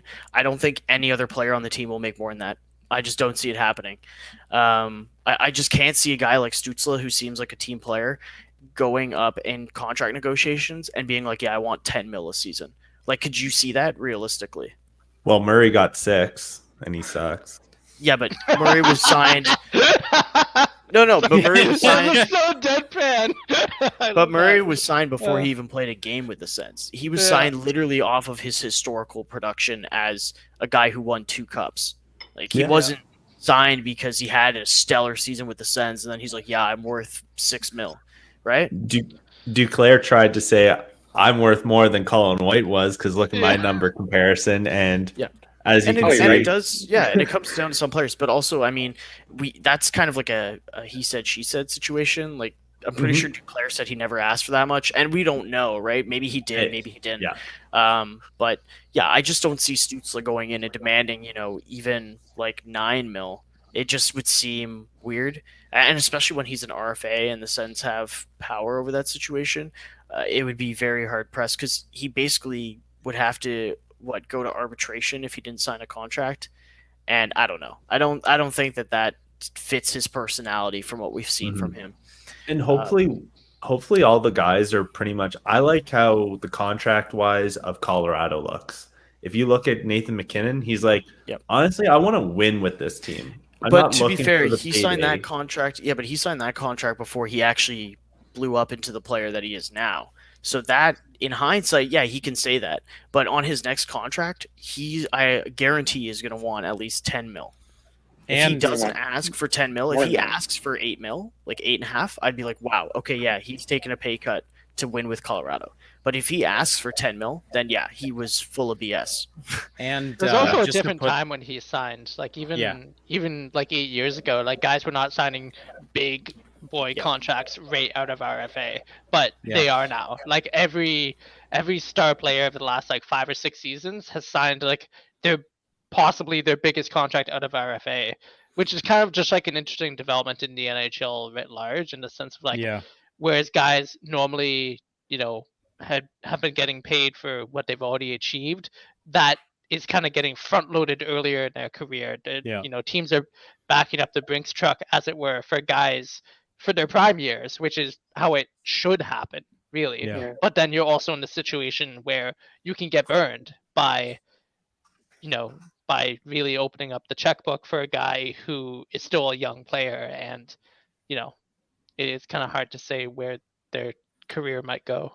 I And kind of on prefer the the- new model where players I are think I getting do too. Yeah. paid for like On the what they are now and what they're going to be, rather than like the disaster of the 2016 UFA signings where people were signed for what they Yeah. may have done in the past. Yeah. On the I mean, point look of at guys like Stützle- Zach Parise and Ryan Suter, who just got bought out by Minnesota this past offseason. They had those big legacy contracts that they signed in their late 20s for what they had already achieved thus far in their careers, and then that's just not viable for teams anymore. Like with the flat cap and everything like that, you can't afford to have a guy making $10 million for whatever it is for like his worst years in the league. And I on wanna the say point of that Stützle, I'm getting this out. On the point of Stützle, this guy could very well come out and ask for more money than Brady did, because in his first season, he was on pace in a regular season to put up more points than Tkachuk did when not playing with Mark Stone. This season, he's on pace to put up more points than Brady did last season. And, the season after, who knows? Like, he's an offensive beast, and like, I would not be surprised if he's, like kissing the 70 point totals in his third season, if he's asking for 9 mil. I personally think that he's going to get a similar contract to Jack Hughes. I think between 8 and 9 mil. I don't think that he's going to be getting more than that. And I think same with Josh Norris. I think Josh Norris is going to get a contract similar to Nick Suzuki at that 8 mil mark. That's the highest I see those guys going. And I think you can survive with, those forwards making that, especially when you look at Batherson only making 5 mil until he's 29. That's ridiculous. That contract! Oh my god! Now that contract, if let's be honest, if Batherson's That's a dirty boy contract, boys. If Batherson's contract was up at the end of this season, that would make things a little tight for Ottawa, because they'd be dishing him out about 8.5. The fact that they get to save a ton of money off Batherson for the next 5 years after this season is ridiculous. Those Nova Scotian boys. Good old Nova Scotian boy. Ty actually says, is the cap expected to significantly rise over the coming years? Now, Frank Saravelli, I believe he tweeted this out yesterday. He said that the player's $1 billion debt to owners is expected to be paid off in 3 seasons, including this one. So 2 more seasons after this year. At which point the salary cap can be relinked, et cetera, and basically the cap will rise dramatically. So it's possible that in the 24-25 season, there will be a significant salary cap raise. So that would definitely help. I don't know how much Zub is going to come in at, or Jake Sanderson when his contract is up. But those are things that the Sens will have to think about. And I'm sure that they are projecting out how much the roster will cost, right? It would be ridiculous for them to not be projecting out how much this team is going to cost. And we got to make room for Brock Besser. The management is taking much credit on that one. Yeah, well, okay. I think Brock Besser's pretty injury prone. I don't know if I'd be making that move, to be honest with you. I think you go the safe route. I think you don't give up assets. And in the offseason, make a big pitch to Claude Giroux to come back, play near his hometown, and get to line up with, potentially Pinto and Stützle, or Stützle and someone else on the left wing, and you could have a quality top 6 and a quality third line. I'm not sure that pitch is going to be it's going to need to be that big. I think he really has an appetite to play at home. And Philadelphia has gotten significantly worse in the last 3 years. Like, I mean, Carter Hart is playing quite well this year, but the team around him is just not being put together. So, Poor system. you know, Giroux could look at it and be like, yeah, you know what? I think I'd rather go to a team that, you know, very well could make that jump to the postseason next year. If everything, like, if all the stars align, sort of thing. I would be, I think Giroux- PD needs to be gone though. Who? yeah, I would be shocked if Giroux Pierre came- Dorion. Oh, yeah, Pierre Maguire, next GM. Well, I think Pierre Dorion, No. like, it's known players don't like him. And honestly, I've been a huge like Pierre Dorion fan for a while. I liked what he did where he assessed this is a need for a rebuild. We got what we got. Let's get some assets for it. And clearly our core is built on those assets movement. But I don't think Pierre Dorion is GM caliber for the mere fact of like how he treats, for instance, Bobby Ryan we were talking about earlier today, and any other players, even Matt Murray in our system. You don't have the balls to say, hey man, or be a good human. Just be a good human. Say, man, they all understand the business of the game. Just tell them we're sending you down. We're hoping you're going to do better. Just giving you a heads up. Bada bing, bada boom. He said Good he was luck. in Guy the in the room. room. He said he was in the room when that conversation happened. In the room is different from saying, hey, how's it going? Yeah. Bad news. We're sending you down. Get better. Right. And, or even, hey, thanks for all the contributions. Let's say Bobby Ryan, for instance. Thanks for all the contributions. We are buying you out. But I hope your career continues to prosper and you find better things. Boom. It's just be a good human. It's called respect. And I don't think he has respect for these players where honestly, why would you be a free agent? And Mark Mathot said it great on his podcast where he said, you fly into Ottawa and you drive to the burbs and all you see is freaking lights and a long bus ride. What screams, I gotta come here? That's a fair Yeah. point, actually. It's something And to that you don't piggyback- really think about. Off of But- Chris was saying too. Oh, sorry.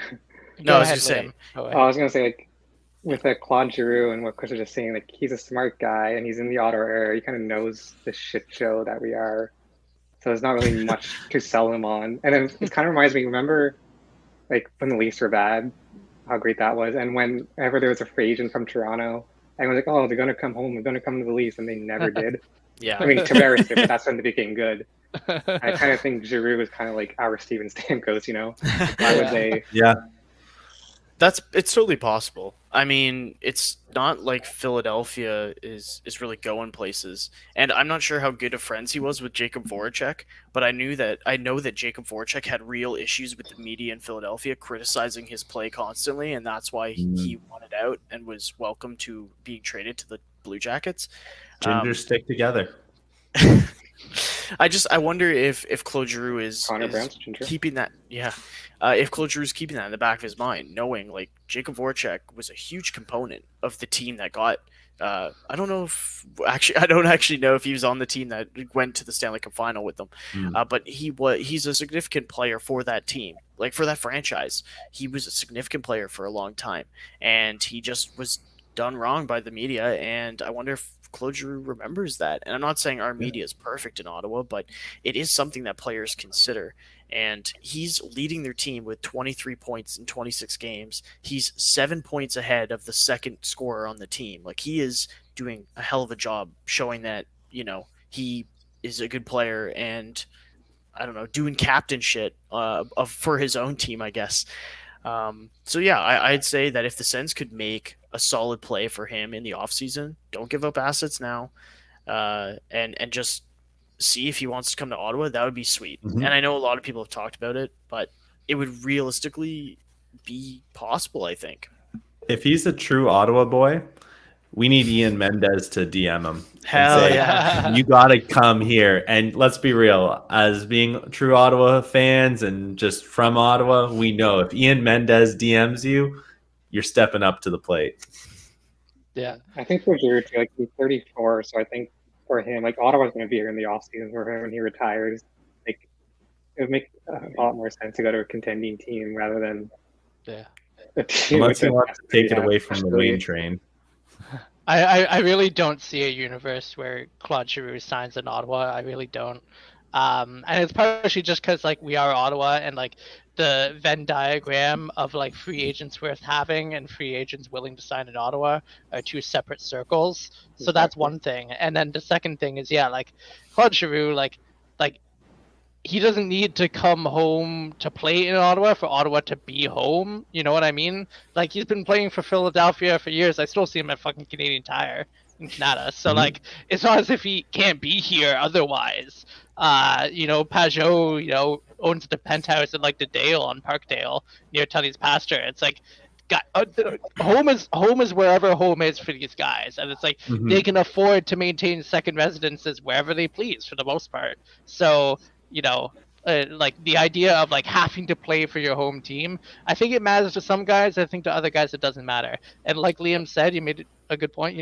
Man is 34 years old. Giroux, like he wants to win. He's not going to come and just sit here and be a part of like the Sens tire fire for and just play out the last few seasons in the NHL. Like he's gonna go somewhere where he thinks he can make a difference and where he thinks he can accomplish what he hasn't.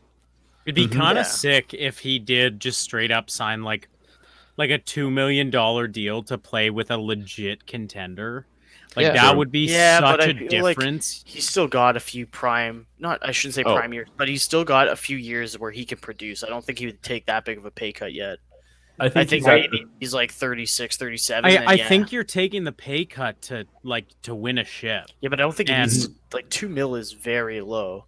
I mean, $2 million is like you're not hurting. Like he's made like what over 50 mil in his entire career. If you really want a ship, you go and you sign where you think you're going to get it. And like, I mean, imagine Tampa adding a $2 million cap hit for fucking Claude Giroux. If Claude Giroux signs under $4 million on his next contract, I will buy you a beer. I mean, you should buy me a beer anyways. But the point is that like if he legitimately wanted to win, and you don't see this enough. Like I know a lot of guys like run for the bag, and I respect the hell out of it, especially Giroux. Like he's made over 50 mil in his career. Like if you really want that ship, like you gotta sacrifice one to get the other, because you're not getting one without with having the other. And I think it's also hard Philly's to bank. Just not the team. It's hard to bank on a team winning a cup, though. Like, it's difficult. You basically have look to at Iginla. Yeah, exactly. Iginla. That's a good example.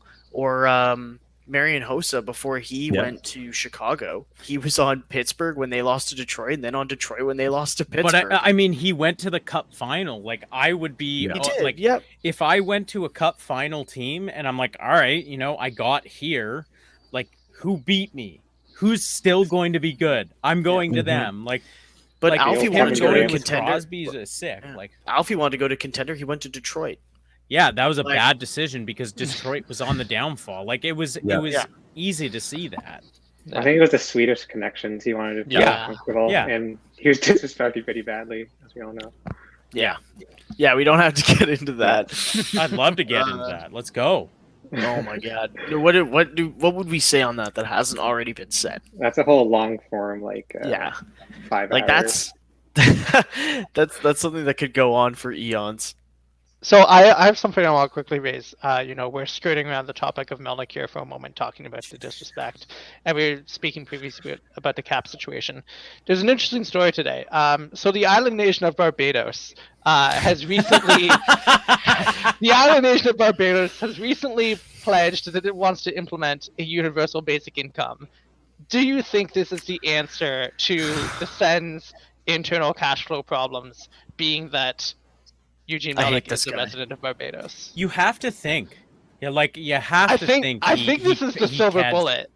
Yeah, and I think we have to consider the possibility that the Prime Minister of Barbados, or the President, whichever it may be, is a sicko, and that this is the long game. And He's I- trying to it makes eliminate you- the 1%ers. It makes you wonder if Good policy. maybe like the ownership of the Senators just shifts to the country of Barbados.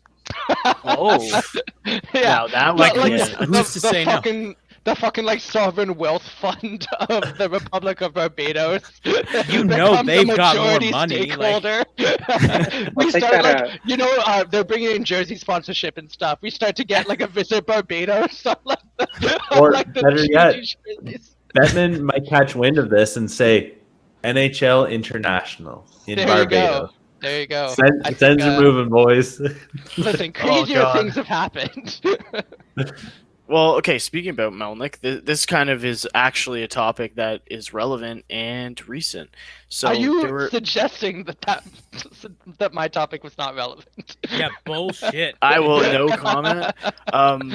Yeah, so there was a report that came out by a Vancouver journalist. I do forget his name, but about Eugene Melnick listening to offers on the team and potentially selling the Ottawa Senators. Now, we've heard these rumors before, so take it with a grain of salt.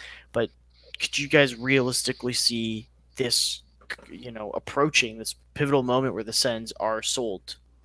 I think Chris and Liam should tackle this one because I think Go for it. we may have touched on this last game. I'm going to pass this to Liam because he said it perfectly in our chat. Okay. I said a lot of things in there. I kind of forget what I said, but Scary I thought. don't know. It's kind of like I'll believe it when I see it, because we've been like told guys doing for so long. I think there is truth to it, but it'll take a lot, not just financially, but even just in terms of motivation for him to sell. I'd love to see it, and I'd hope it'd be to like a legit owner rather than some weird like hedge fund property. But I don't know, it would be nice. Island I of think Barbados, the maybe? more interesting article was the Wayne Scanlon one. Yeah, I thought What that's did, where you were going, Matt. Actually, no, I didn't read the Wayne art. Liam, could you break the news on the Senstennial Podcast? Well, basically, he had an article from last week, 2 days ago, where he's talking about LeBreton. The thing about that, he was saying how maybe there's something there, but then he dropped kind of like a well-known rumor around NHL circles about how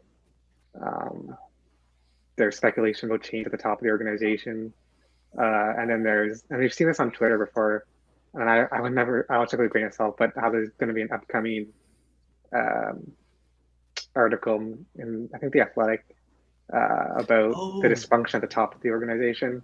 I've I heard about don't that. know what the contents are of that. I think But it's more legit imagine. because Wayne Scanlon is if that's coming out in Sportsnet, like Yeah, you and know he's legit, something's too. coming of it.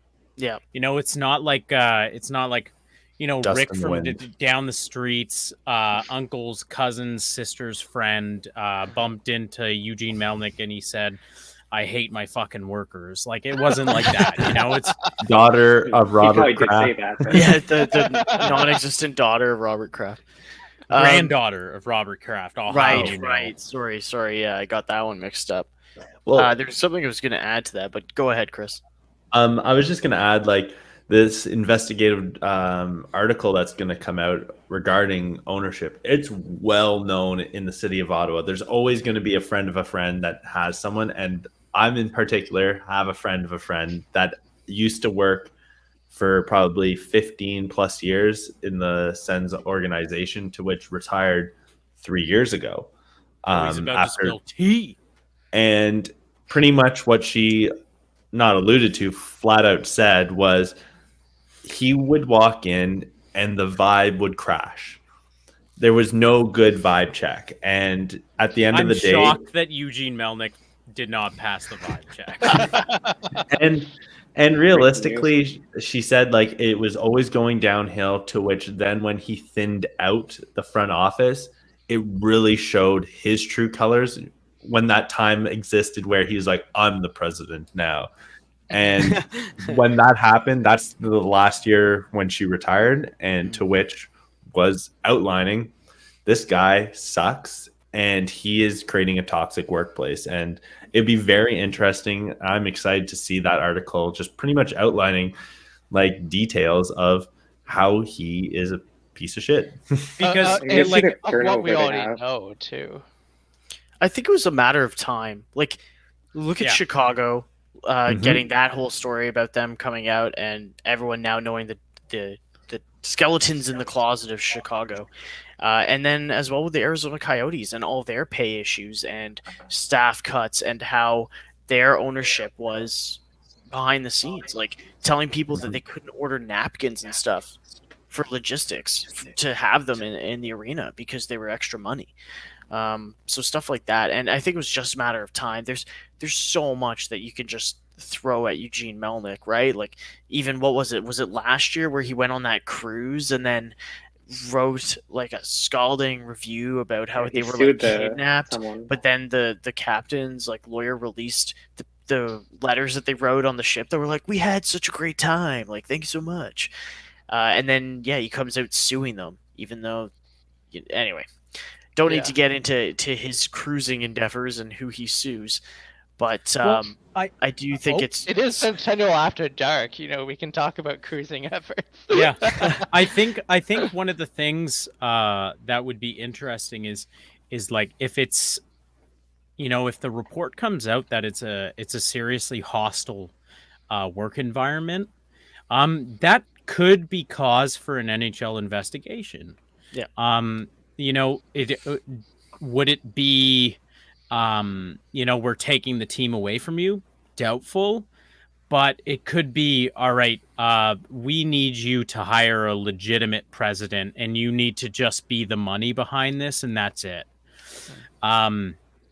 Because if he's being shady, if he's doing all this stuff, then it's worth being put out there.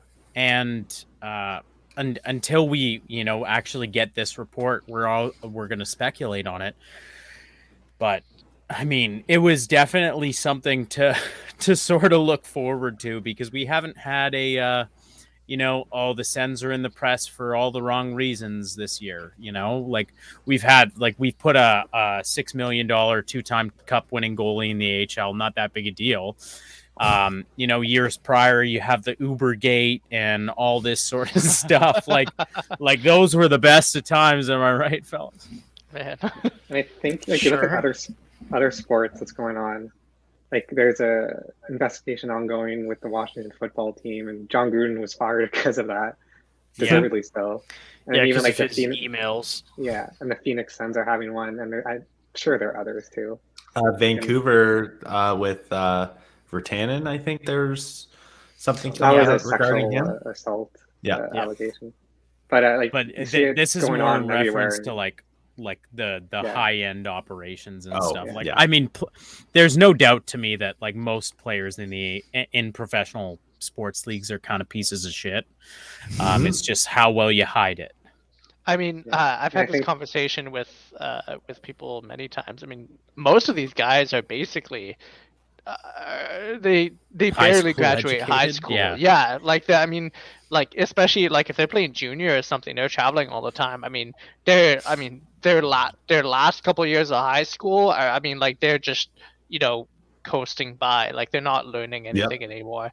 And if they don't go to college, or even if they do go to college, I mean, like they're not going to learn for the most part. They're going to play, and to benefit from the development of the college system. But I mean, like, I don't know what classes they're taking, but they're not graduating with degrees, which isn't to say that a person can't be intelligent without a degree. Let me make that clear.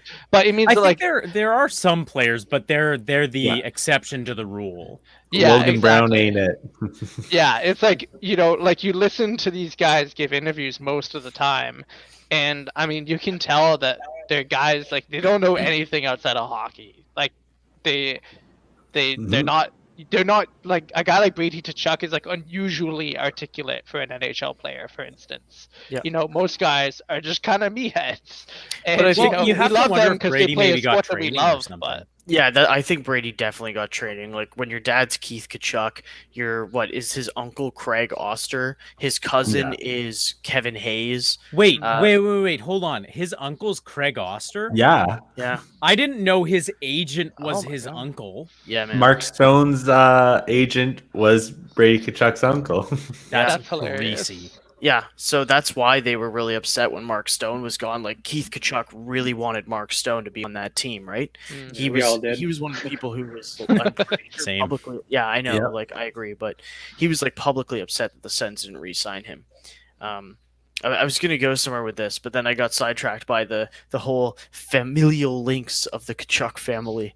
But It was the training there's other ones part. too in that family. sorry. Well, I was saying like they have a lot of connections to like other people too. It's Yeah. like 3 degrees of the Kachuk family.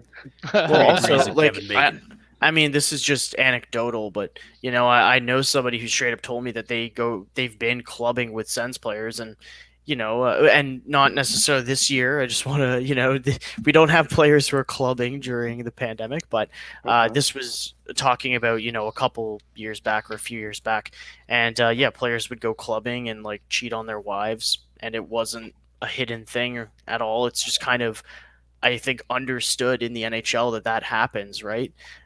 Which is kind of sad, but it's an unspoken, like unwritten thing, like gentleman's agreement that happens. So I don't know. I don't really have much to add, but I guess it just kind of piles on. It's a with the whole other can of worms. So yeah, that's a whole nother can of worms for sure. I think I'm gonna pivot the conversation a little bit, and I know Chris brought up to me that he does not like tank talk. He doesn't like when I talk about the tank. He doesn't like when I talk about draft prospects and stuff until a certain point in the season. So I think Chris, like I know you obviously we all like winning. But at what point do you start feeling like you can start sort of giving in to the tank talk? So I'll proceed this with I love Tank Simulator. Boom. It's just like Every day. like Tank of every baby. day. I was on it earlier. But I will not go on to it until like at least halfway on the season. I just don't see a purpose, a reason to start looking or discussing the tank, especially when prospects have barely played their season. When we see prospects, like we look at, I think it was Holtz a year before he was draft eligible. He was on a run. Like he was putting up points left, right, and center where he should have been top 3, to which he was jumped like the season after. So when I look at prospects and the tank talk, I'm like, don't waste your time on that discussion until we're actually closer. And if you're a Sens fan, don't waste your time looking at prospects because it's going to be something off the board. We got Ben Roger somewhere off the board. Yeah, but okay, when the Sens have picked in the top 5, they haven't gone off the board. Like you could argue that Jake Sanderson was off the board, but Raymond had just been taken the pick before, and I think Raymond was Ottawa's guy at 5. And then as soon as he was taken, I think Jake Sanderson was there, and they're like, you know what? We see him as being a better player overall than Jamie Drysdale. We have Thomas Chabot. We don't need another guy who's more offensive minded. Now, I'll say that Chabot has obviously really come around defensively this season, but I think that was the Sanderson Sens' offensively too. Yeah, for sure. Limited offensive upside. Yep. But yeah, like you look at that draft, they took Stutzler. They said they were going to take Stutzler, Byfield, whoever was there at 3, and they did. Yeah. They took Brady Kachuk at 4, and they said they were surprised he was there at 4. You have to like shout outs to Trevor Timmins, doing Ottawa one of his last solids possible. Yeah. I thought, if they didn't draft Logan Mailloux, he may have had a little more runway, but it's. I don't think Jeff Molson was happy about that. No, and I don't think you guys might not remember, but like Gary Bettman was even shocked. And it takes a lot to like like surprise that guy to rattle the commissioner. Rattling the commissioner. No, I mean it's crazy, and like we've kind of lucked out in that regard that we have Brady Tkachuk, who's turning into this elite power forward in the NHL. I said the word elite, Bennett. Yeah, you like to hear it, and No comment. we got lucked into Tim Stützle, who still has the potential to be the best player in that draft, in my opinion. And Jake Sanderson, who his offensive upside was questioned at the time, but like, you know, if you watched his style of play when he was given the opportunity to flourish offensively, he was a nightmare for other teams. You know, last season was the first time that they just took a big old L. Like, you know, you can't win every single draft, and I respect that. Like, you know, they had 2 times where I really liked the pick in a Stopchuk and Johansson. Excuse me, but you know, going with a gritty player like Tyler Boucher doesn't make sense. It does to them, but you can't justify a top 10 pick, but because they're gritty and they play hard. Like, you have that in your captain, you have that throughout your lineup. You go out and Like, you get guys the like most that are a skilled- dime a dozen. Exactly, and you don't go for that in the top 10 of the draft. Now the other thing is, like, we don't know how this draft class will look like 3 to 5 Yep. years down the road. Damn straight. We could be crapping on Boucher now, but he could end up being like out of nowhere, just next summer, come back for his sophomore season in college and break out. Like, we have no idea, right? Yeah, and but- I hope I eat my words. Yeah. I hope so. To circle back to like the original question from or the original, I guess, discussion that Chris brought up here, about, like, you know, when's the appropriate time to start the tank talk. I think it's natural, especially when times are bad, to pivot to that, because you want to look at like the silver lining of the situation that you find yourself in. So I don't mind the fact that, you know, on our podcast we brought it up, like, you know, I'm a big prospect guy. we brought it up in like November, Goalie you know, only. like, you know, the miserable month of November that we have. I think it was only natural to pivot to a discussion of prospects and the draft and stuff, at least a little bit, because, you know, we had to face the prospect of, pardon the pun, of being a bottom 5 team again. And I mean, we've had a couple wins in the last few weeks. I don't know if I honestly haven't checked the standings in the last few days, so I don't know where we are now, but We are third last. I expect we will finish in the Before bottom. Montreal. Yeah, I expect that we will finish in the bottom 5 of the league, which is what I said at the start of the season. I think that is where we'll end up. And we do have some success picking at around that point. Yeah. I think our success drops off significantly picking guys later in the first round than like the top 5 or 6. Are you saying Lassie wasn't successful? Well, Last though was like what, 18th overall? Oh. He was, I think he was Oh yeah, 19. sorry, that's what we're talking about. Yeah. Well, for me, Lassie Thompson, I'll be honest. Until this season, I was pretty low on him. At the time they drafted him, I was kind of like, okay. I think everyone was like, is he a thing anymore? But it's a justifiable, like, you know, you reached on a defenseman who like fulfilled a need. Yeah. Well, but he was the second ranked. It was at sorry, he was I at just want to jump 19. in. I think he was the second ranked right-handed defenseman that draft too. Yeah. Yeah, and that's So I think- fine. Like, it fulfilled a need. But like, you just cannot look me in the eye and tell me that going and getting hitting their ceiling right winger, a third line right winger, is what you're going to go and get in the top 10. Like, you know what? If you wanted to swing, you swing hard and you go and get like Atu Ratu. You know, he was supposed to be first overall, and like, he drops because of his confidence issues and so on. But to me, like, that, like, it's a boomer bust pick. Yeah. I love that. And it, like, if you're going top 10, you've had all this success, you go boom or bust. You don't go safe. And I know Tyler Boucher is too safe. Yeah, They could and I have know gone a lot of with the Roger pick.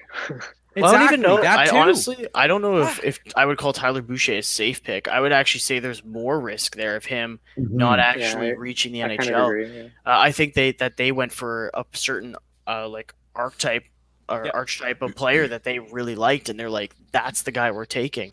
And then there's all these justifications of people afterwards in media who are like, yeah, well, like the Rangers wanted him. It's like, who cares? Like, yeah, who cares that's who the wanted brutal him? thing. Like, trade the pick then. Yeah, every player wants a player, or every team wants a player. And I know everyone is like super confident in Ottawa's goaltending depth. Hey, I love Gustafsson. I love the potential that Stogard has. Yeah, but they had the opportunity to draft Wallstead, who I was reading. Damn, I can't remember the scouts tweet, but they basically said of goalies who have been recorded as projecting to be NHL caliber, I think he ranks the 9th highest in the last 40 years of drafts. He's goaltenders. The best. He's the best Swedish goalie prospect from the SHL. No, he's even better than Lundqvist. Like statistically speaking. Yeah. I get it. If Wallstedt turns into Lundqvist, that's money. Exactly. I just meant more so like the last insane Swedish prospect. It's crazy. Goalie was Lundqvist. Yeah. And like, yes, I said going into that draft, it would be a mistake to draft a goalie. But I also said Wallstedt is insane, and if you are going to draft a goalie in the first round in that high, he was the guy to do it for. Yeah. But my dad also said DiPietro was insane, and well, we know where that went. Rick or Michael? But both. Yeah. Well, I mean, Wallsted's been backing it up. Like he's been having a solid season. He's second season. And he doesn't even play on one of the like top tier teams in the league. No. So. It doesn't help that Sillinger was picked at 11 and he's already. And it's funny though, because like too. I wasn't a big fan of Sillinger pre-draft just from all of his footage that I watched. I was like, this guy seems like he doesn't care in the defensive zone. Like there were literally times where he would stand like with his stick. He would just stand kind of like up where the center would stand before breaking the puck out if it's in your own end. But he would just like turn and he'd be like watching where the puck's going, but like not skating anywhere. And I'm like, dude, like do something. Even if you're not really doing anything, like move your skates. Skate. And then like he would just stand there and watch the puck. Yeah. So Sillinger was actually a guy who, you know, if I was, I mean, obviously I don't proclaim to be a very good scout, but I wouldn't have taken Sillinger at 10 just because of how he looked when I watched multiple games, like footage of him playing. He just kind of looked out of place, and then when he did jump in on offense, well then he looked good. But I mean, we don't need to get in the nitty gritty, but there's guys like Chaz Lucius who's available too. And would you argue that he was looking more like Ottawa's most famous number 27? Did Logan Brown? Did Logan Brown briefly wear 27, like before he left Ottawa? Yeah, because Derek Stepan kept taking his number. Oh my god! Derek Stepan. So one of the things I was gonna say is that there was like a couple of years ago when Brian Murray was still the GM, the Sens drafted a guy who had so many injuries that year, but his talent was like really there. And they drafted a guy named Jared Maynens. And like he was insane for the Owen Sound attack or something. I think it was Owen Sound. And it's like that's more of an interesting like picking the possibility you take it in the third round, because like Tyler Boucher had mono, he was injured, didn't get to play a full season, so you didn't really get to see what he was, and you'd still take him at 10. Like I can guarantee you Tyler Boucher would have been there at your second pick. Like there's no question of that. Potentially. I mean, so I talked to Will a bit about Boucher, and he said, well, I don't know if it was actually on our podcast episode with him, Will Scouch, friend of the show, shameless plug for him. You should check out his content on YouTube. He does great breakdowns of NHL draft prospects. But anyway, he was saying that Boucher, if he had played the full season healthy, he would have had him projected the most optimistically as like a late first rounder. Now that's just one scout's opinion. I know there's multiple opinions. One scout's opinion. One scout's opinion. But yeah, like, and I mean, we can harp on the Boucher pick again. We have no clue how he'll pan out, but at the time of the pick, everyone was like, like it wasn't one of those picks. Trust. Yeah, and you just kind of gotta hope, right? But he admitted after the draft that he kind of had this confidence, and look at our drafting history. That's all you need. But I'm like, okay, but then you're getting away from your fundamental, like how you've been approaching the draft every time. If you're just like, yeah, well, look at how good we did. Now we can choose whoever. It's like, no. Like, keep doing what your formula you were using to get that success. Like, don't be like, oh yeah, see, we hit on Formanton and Batherson in one draft, and we didn't even draft them with our first rounder. And it's like, okay, you still drafted like Shane Bowers, like Who did we take in the prior rounds in the year we drafted Batherson? Just out of curiosity, we took so Shane Bowers in the first round, Formanton in the second round. Batherson was the fourth rounder. I don't even know if we had a third that year. I don't think we had a third. Yeah, there were only like 4 draft picks in that draft, and 2 of them are now on our roster, which is great. That's 50% of your players being a hit is solid. But anyway, Shane Bowers. Yeah, he's still the only first rounder from that year that has not played a game. Hey, thankfully they traded him for Duchesne, right? Yeah, it all works out full circle.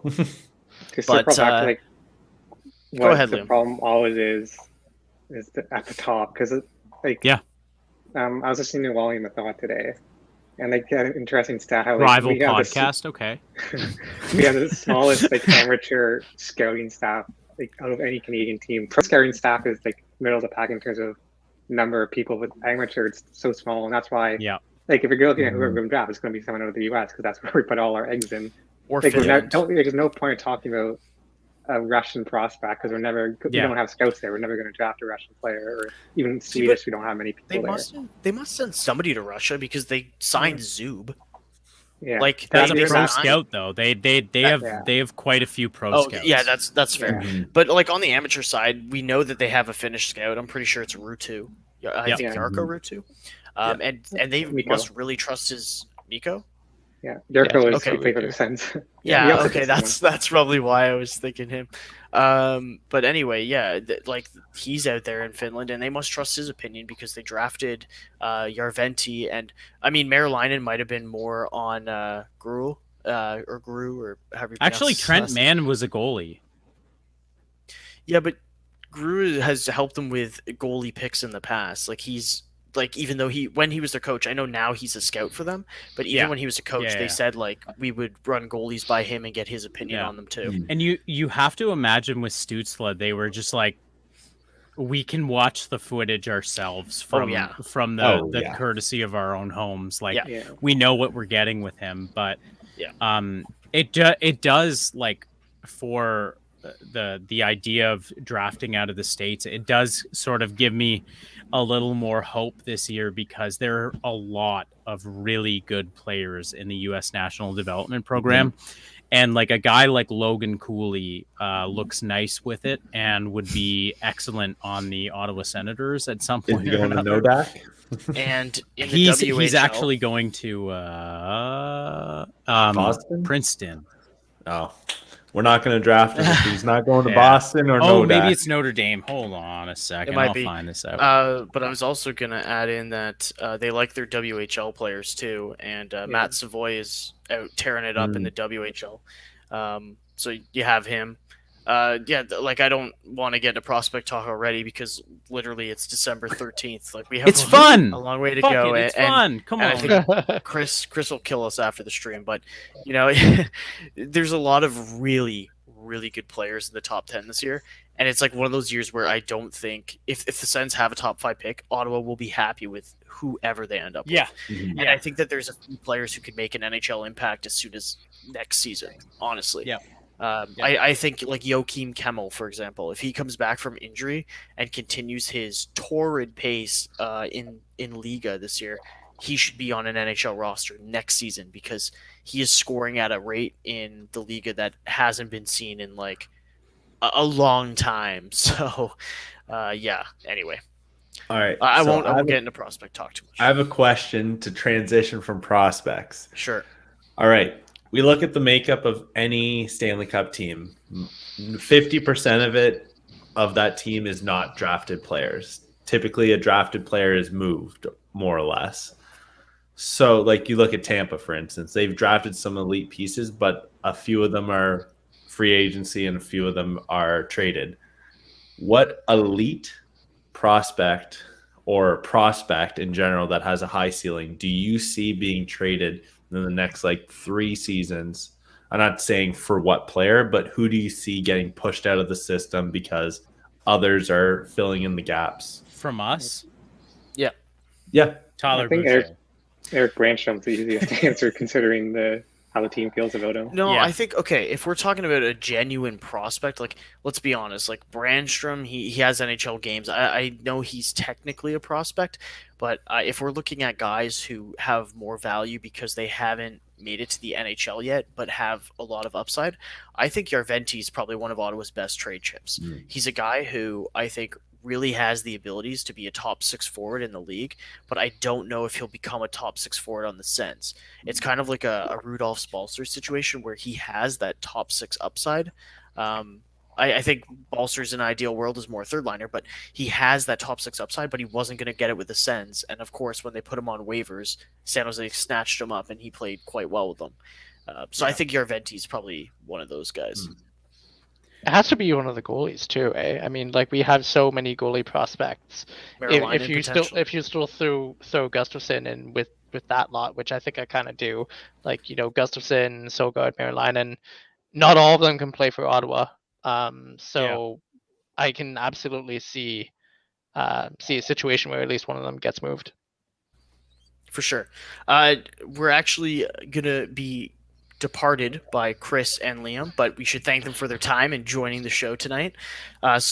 Chris, thank you for joining us, and Liam, thank you for joining us. Appreciate you guys coming in and chatting Sens with us for a couple hours tonight. Where can we find you guys on online if you need a little plug? Well, you can find me on Twitter at dumbsen right here. Boom, boom, boom, right down there. And thanks for having us. Definitely was a pleasure popping on in the pod and spinning out Sens fun.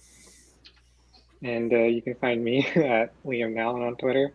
I keep telling Matt and Chris I'm going to try to make a Sens burner account, but I'm not look creative. Look for it in the next week. It's going to be Spicy Smolinski. Spicy Smolinski That's right not here. bad, actually. That's not bad. Yeah, I so know. I should tossed even- it to him like 2 months ago. He still hasn't done it. We've been working on him. Yeah, Oh my check God. your notifications if that account follows you. Check your DMs. All right. Well, thanks, Liam and Chris. We'll talk to you guys later. Yeah, Take thanks for care, coming by. boys. Go Sens, go. Go Sens, Sens, go! I go. guess. I guess. All right. Well, those guys are a hoot and a holler, eh? Yeah, that was awesome. I met them at a game a couple weeks ago with other Matt, and they were great, and it was fun to have them on. Nice to change up some of the takes and the dynamics a little bit. It's cool. Yeah, Bennett hates talking to me because I just argue with him about Kachuk as an offensive player.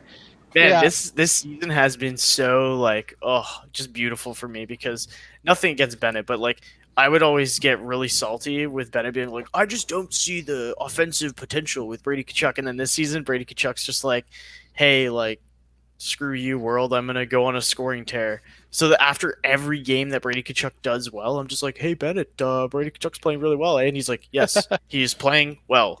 I think Please, I chat. said his absolute ceiling is high 70s. And that would be amazing. If he breaks that, hell yeah. I mean, it's and, possible. Go ahead. Absolutely, it does look like it is possible this year. I think there's a lot of things that he's improved with his game that make you believe it.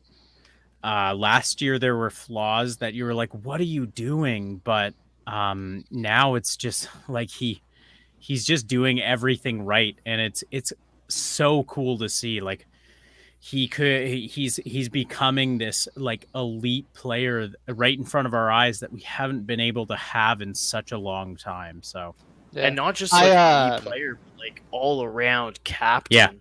yeah. Mm-hmm. Yeah, and no, it's great to see. And I mean, like for what's worth, I absolutely stand by my takes of like the late off season, start of this season, because he wasn't that last year.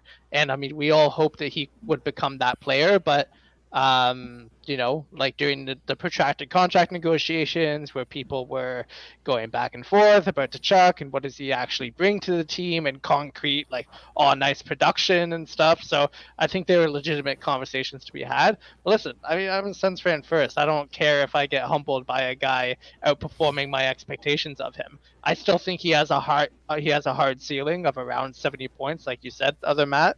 I don't think he'll ever be, a point per game player from like the start to an end of a season.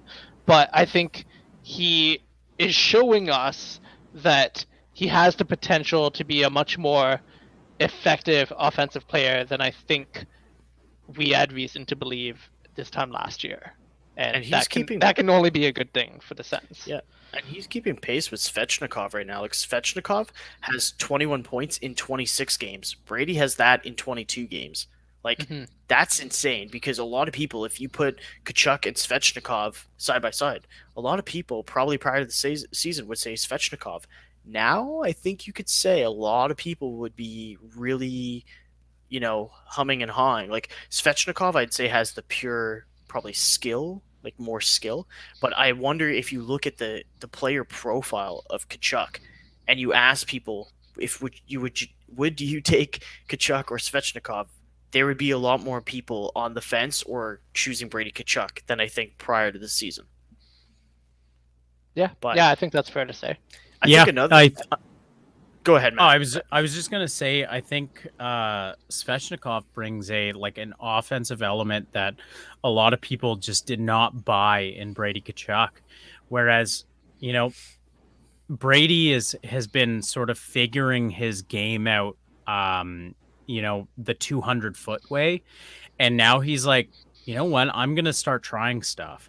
And I wouldn't be surprised if we ended up seeing like a between the legs goal from Brady, because he tried it last year. He legitimately did, and it was close. Like it's all gonna sort of come together for him. I mean, he's on a crazy tear right now, and it's amazing to see.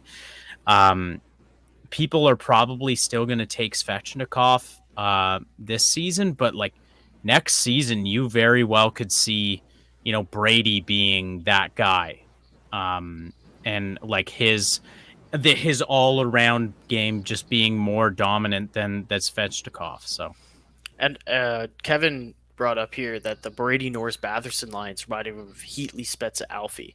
Now that is high praise, but that they're like playing extremely. Oh my god, I can't talk anymore. Going for 2 hours and my mouth's like, whoa. They are playing extremely well, and the chemistry that those guys have together is great.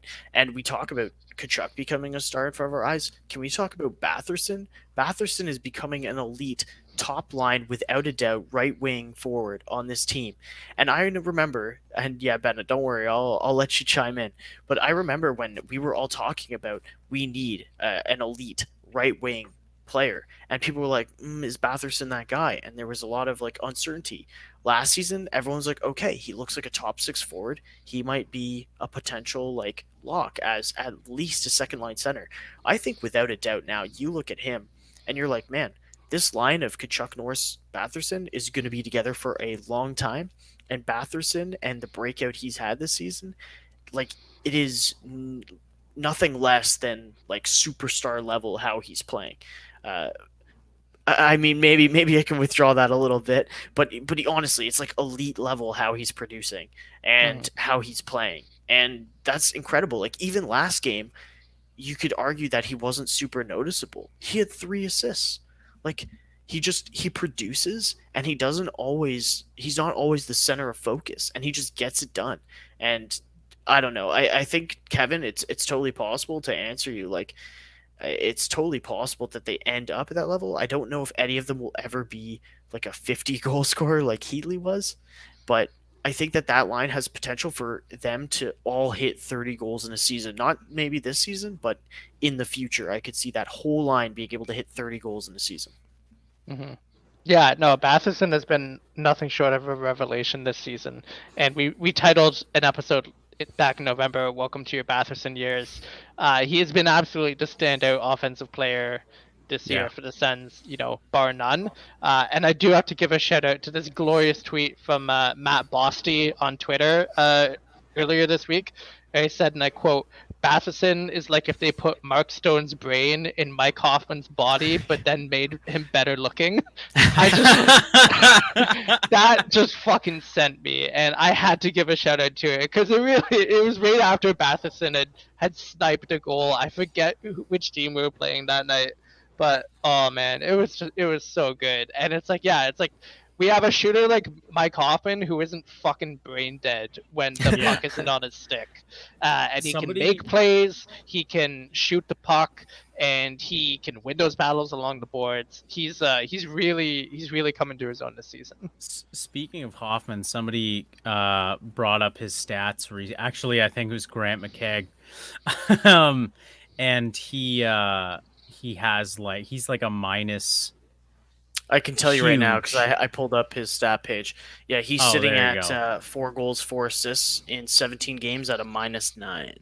Yeah, he and it's been quite a while since he last. And how many teammates' wives bullied? That's the real metric. Yeah. Good question. That's a real advanced analytic. Yeah, we really want to see the underlying numbers. Yeah, we couldn't have asked for a better player in Batherson, and being able to have a line of Batherson, Tkachuk, and Norris, who has picked it up significantly in even the last 3 podcasts. I remember we were saying he was a bit on the slower side, but he's picked it up so well. And our power play now looks like one of the most effective power plays we've had in years because of the skill of the 5 players they're putting on that first man unit, and it's so nice to see. So I mean, it's been awesome. Yeah, definitely. I think we should probably touch on Thomas Chabot as well, because I think if we're gonna hype up Batherson and Brady, then we have to hype up Chabot because he has been also on another level this year. Thomas Chabot, if he doesn't make the Olympic team, I will be baffled. He is playing extremely well. He is carrying a team that, when he is on the ice, the team is just at another level than when he's off the ice. And you can just tell because DJ gives him so much ice time. I know his minutes were reduced against Tampa, but that's because the pairing of Holden and Zub were having a great game. So I can understand him reducing Chabot's minutes, let him be more effective when they really need to get someone out there who can control the pace. But you look at Thomas Chabot and what he's done with the Sens this season, and he's just been exceptional. And I think it's a crime that he hasn't shown up on the scoreboard more than he has, because he is in on so many plays that result in offensive zone time or goals that he isn't assisting on. So I don't know. I think we should tip our hats to Chabot. Well, absolutely, and he has 14 points, and I think that and they're all assists right now. I think that having Erik Karlsson on the team for so long, and somebody made this point on Twitter again recently, it was like those of us who kind of grew up watching Karlsson on the back end for the Senators sort of got used to the idea of having elite offensive defensemen on the team, that I almost feel like we don't appreciate just how freaking good Chabot is. And and not just in the sense of like, oh well, like we've always had good offensive defensemen who can skate well and move the puck. And it's like this is normal, and it's like it isn't normal. And furthermore, the offensive numbers that Carlson put up were really not normal. Like most defensemen don't score 60 plus points a season. Usually scoring 40 or 50 is considered really, really good, like enough to win you a Norris Trophy good. Yeah. And I think we will absolutely see Shabbat score 40 or 50 points this season, which puts him in very, elite company. I don't know if I think there are other defensemen that are probably like still outperforming him this year, so I don't think he'll really make it into the Norris conversation necessarily, but it would not be undeserved if it were to happen. And I think he deserves a huge shout out. And normally I am wearing my Shabbat jersey for these calls, but I'm not today. But it's upstairs, so shout out to that. And we'll like talk about a comparison. Like Charlie McAvoy, he doesn't put up phenomenal amounts of points every season, but he's highly regarded because he's just so effective at both ends of the ice.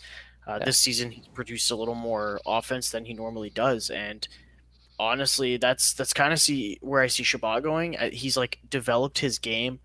He's about the same age as McAvoy too, and it's at that stage where he's gone from being like an offensive defenseman to really just understanding that it's more than just points. His role is to really control the play for the team. He needs to be responsible at any zone of the ice and just make things happen. He doesn't always need to be trying to do fancy dancy plays and flash and try and get to the net, because he does still sometimes do that, but he doesn't need to rely on doing that. Like the Sens aren't asking him to do that, and I think that's really helped, and he's really come into his own. So yeah,